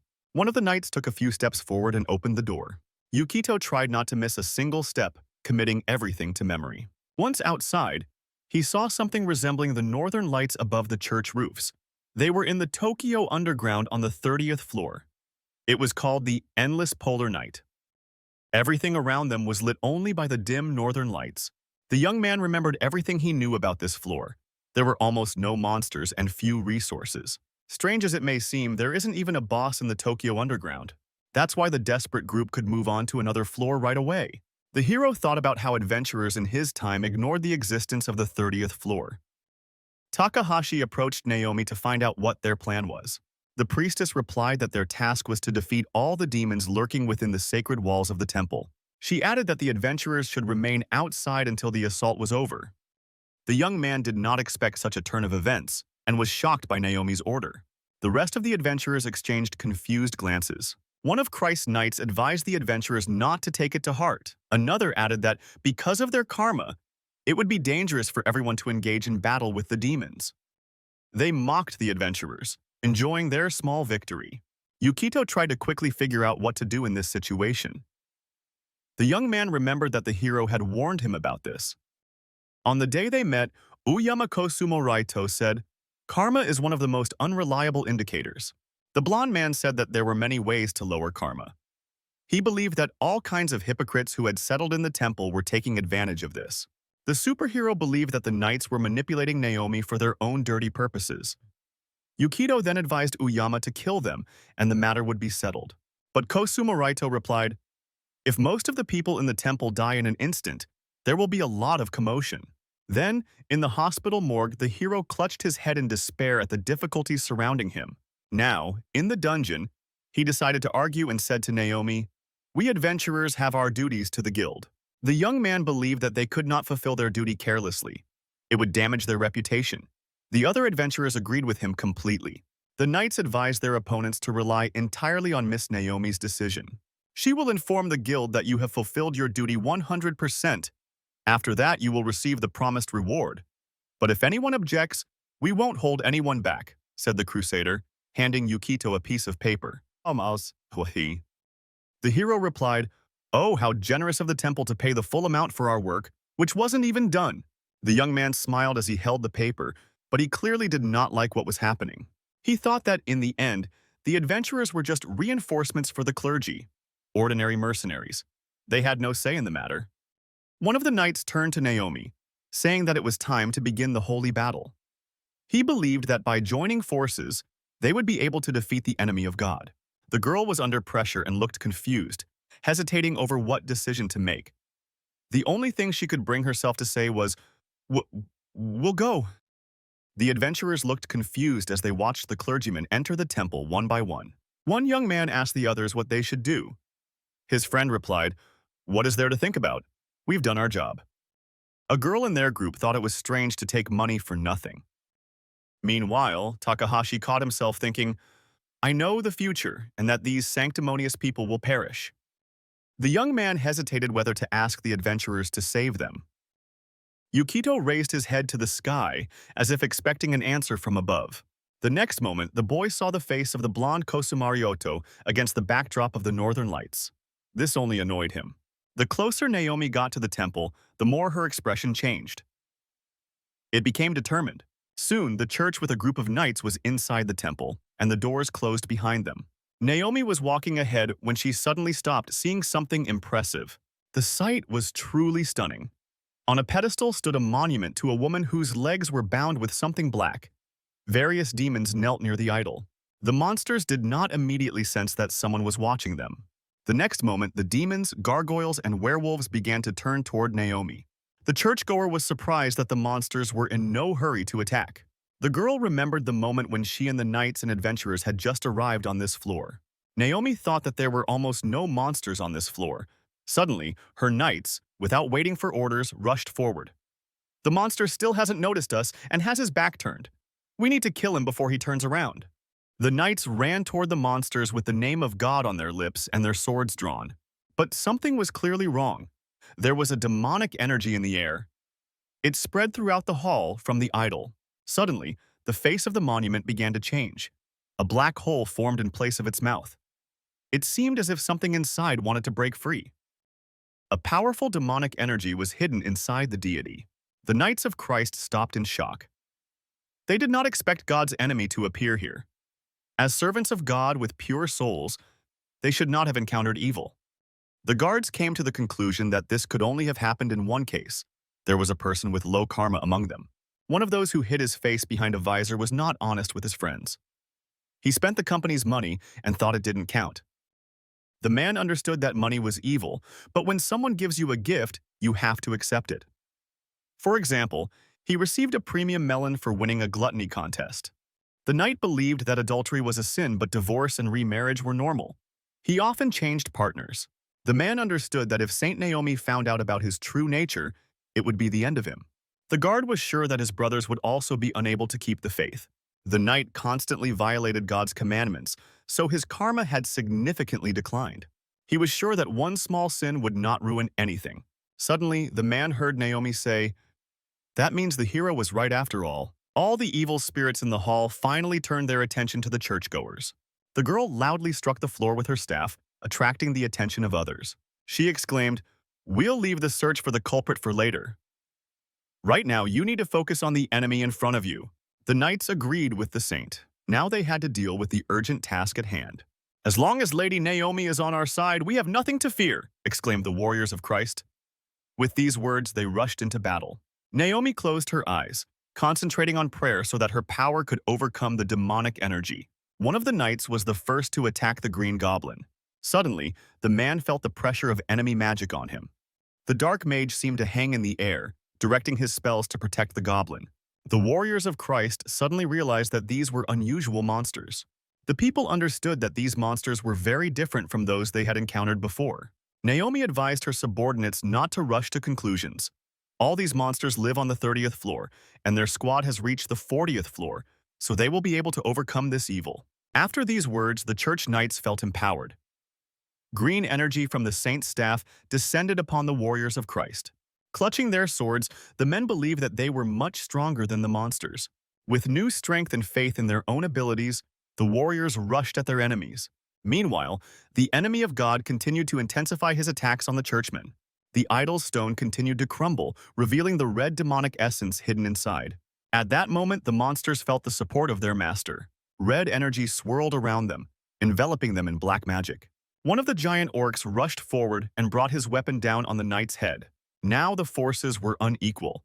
The warriors of the cross were significantly weaker than the demons. The people were demoralized. They had never seen anything like this before. Naomi's mind raced. With every adventurer I save, my divine essence grows stronger and my power increases. The churchwoman thought about this as she faced incredible danger. Is it only humans who gain new abilities by increasing their level?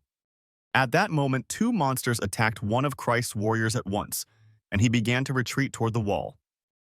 The wolf reached its prey first, sinking its teeth into the knight's arm.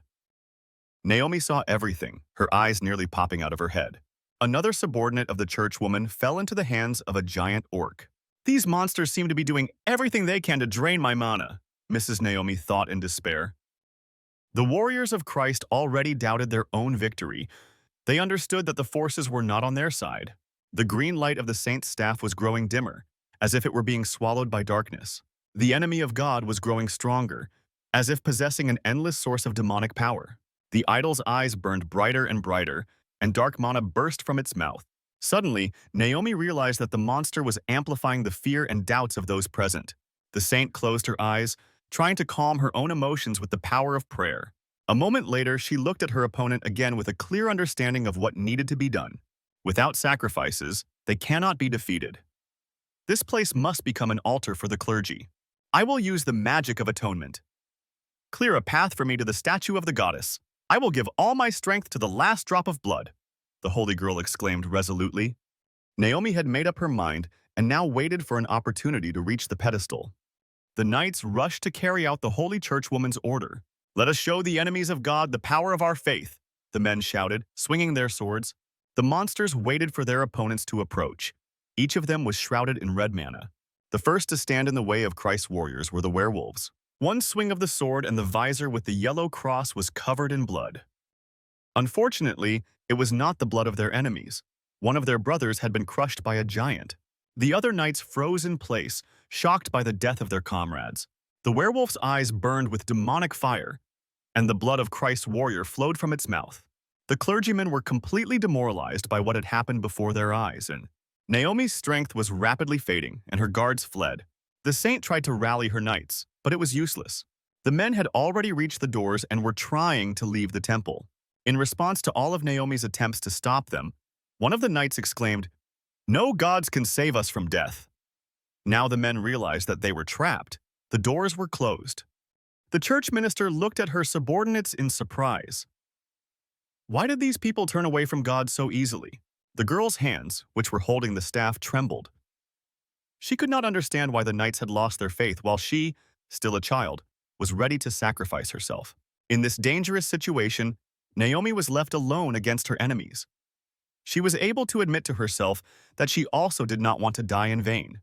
Meanwhile, a crowd of adventurers stood on the street near the temple.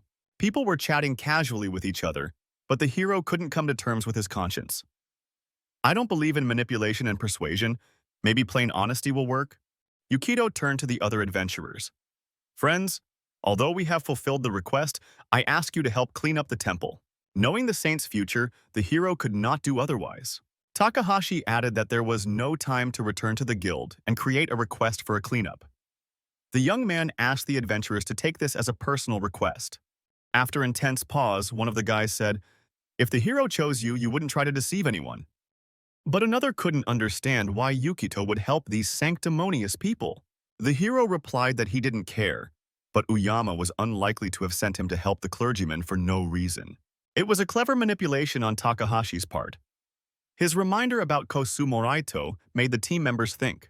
The young man decided that it was also worth remembering the naive child who could not be left alone with danger. The image of a confused Naomi appeared in the minds of each of the adventurers.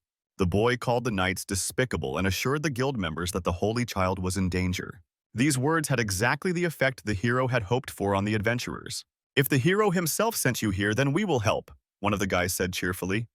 And the red-haired girl added, I don't care about those paladins either, but I want the girl to be safe. Yukito could hardly believe his ears. He hadn't expected everyone to agree so quickly. He sincerely thanked the adventurers. They no longer hesitated and immediately headed for the closed temple. The group of desperate people quickly approached the church gates. The adventurers couldn't even imagine what awaited them inside. Takahashi looked back and thought, "It's unbelievable, no one left." The hero's popularity worked in my favor. Yukito was the first to reach the temple. He touched the door and immediately felt the evil and despair that reigned behind it. He asked the other guild members if everyone was ready because he was going to open it. The door had not yet opened, but the hero's face was already covered in sweat. Powerful demonic energy was seeping through a small crack. What the adventurers felt did not bode well. One of the guys said, "Even though the doors are closed, you can still feel the murderous aura inside." Another added that such a risk was not worth any amount of money. The next moment, the two left, not wanting to die here. One of the girls watched them go, but couldn't decide what to do next. After thinking for a moment, she apologized and ran after her friends, who had already moved a considerable distance away from the temple. Yukito noticed that half of his team had dropped out without even seeing the danger.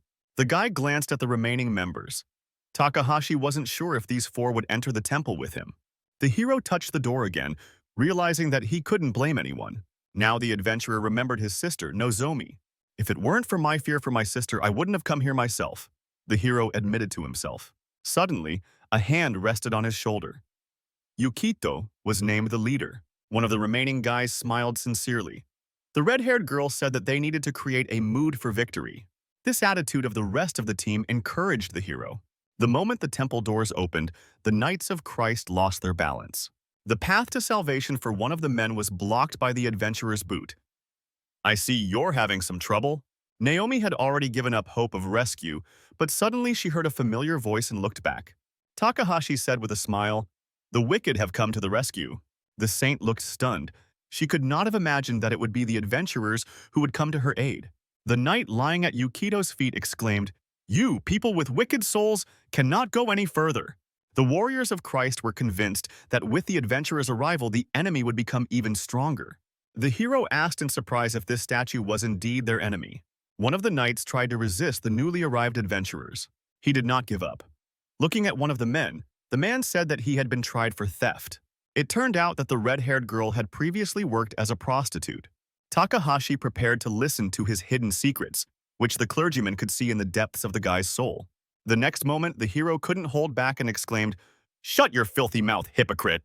If God blesses only those who live without sin, then why did Christ make a tax collector an apostle? Why did Shinran preach that it is sinners who will be saved?" With his next question, the hero struck Naomi to the core. The young man's words made Christ Knights think.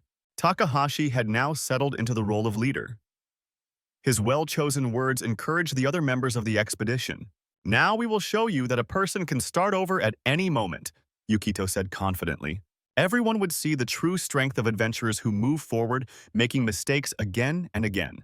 Naomi was still silent, unable to find a response to the hero's words.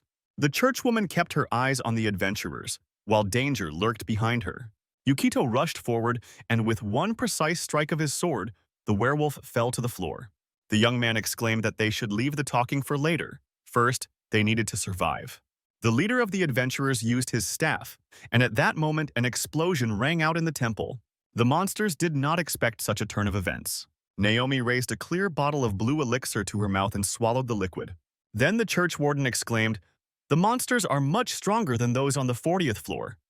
They cannot be defeated with magic items." The hero concluded that in that case, the only option was to fight the enemies face to face. Having restored her strength with the help of the magical elixir, Naomi was able to strengthen the adventurers. This was necessary because red demonic energy was rapidly spreading throughout the temple. The green goblins growled when they saw the adventurers rapidly approaching them with weapons in their hands. Two guys ran side by side toward the enemy, exchanging glances. Another young man simultaneously released 3 swords toward the enemy. One of the adventurers' weapons hit the green giant right in the eye. At that moment, another attacked the monster from behind. Overcoming another werewolf, Takahashi thought that Naomi was doing a great job of supporting him. If everything had gone according to the hero's plan from the start, we would have easily cleared this place, the hero continued to ponder. But now there were half as many adventurers left. Would they be able to break through? Yukito said to the others that there were too many monsters. He asked if anyone had any ideas on how to defeat them. Nomi exclaimed that she was going to use atonement against the statue. The leader of the adventurers understood what she was talking about. He glanced quickly at the churchwoman. Atonement is the only combat spell of the Holy Maiden class. It converts life force into magical energy and literally wipes the enemy off the face of the earth. But the price for destroying a boss of this level will be too high. Using such a spell, the Holy Maiden would sacrifice herself. She would die. This information shocked Yukito. The young man asked Miss Naomi if she was sure about this. The girl said, "I have always been ready to give my life to defeat evil." No wonder this child was considered a saint. She was truly ready to sacrifice herself. Takahashi shouted to the knights and adventurers, "If we continue to fight them one by one, we will not win this battle." The young man understood that they needed to clear a path for the Holy Maiden to the statue. At that moment, Naomi was surrounded, and the boys were determined. The demon understood what was happening, so he tried to stop them. The dark deity once again strengthened his minions so that they could protect him from the Holy Virgin. The adventuress held a magic pentagram, trying to help her friends. Everything around Naomi glowed with a golden light. Behind her, one of her knights protected the church. Takahashi managed to wound the giant orc. The Knight of Christ also accurately attacked one of the monsters. A few minutes passed, and 3 monster bodies lay on the ground. Brave little Naomi rushed toward the pedestal. The girl froze, staring at the terrifying bloody idol. Without looking back, the church minister thanked the adventurers for their help. Now it was her turn to work. The girl closed her eyes and began to pray. "I am Indira's arrow, the thunder of the Lord. Let my flesh become the salt of the earth and let the divine enemy fall," whispered the girl. Takahashi froze in place. He couldn't take his eyes off the fragile figure of the church servant. The little girl looked confused, her face covered in sweat, but she continued to do her job. Naomi couldn't have imagined it would be so difficult. She looked down at her hands, which were trembling as they held the magic wand. The next moment, either the girl's vision deteriorated or she began to split into atoms. The churchgoer's eyes were wide open. She felt as if she was about to lose consciousness. Naomi already imagined herself lying unconscious on the ground, living out her last seconds. She herself could not answer why she was trembling so much. The next moment, something incredible happened. The hero tried to stop the inevitable. He covered the saint with his body. Yukito asked, "When you saw the face of death, did you feel fear for your life?" The girl cried. She didn't know the answer to that question. The hero put his hand on her head, wanting to calm her down. He added that it was normal to be afraid of death. Christ also cried out desperately before his execution. He too was afraid of losing his life. The hero's words moved the church servant, and tears flowed from her eyes. Yukito asked with a smile, "Does that really humiliate him in your eyes?" The girl replied, "As a saint, all I can do is sacrifice myself to defeat the enemies of God. I am incapable of anything else."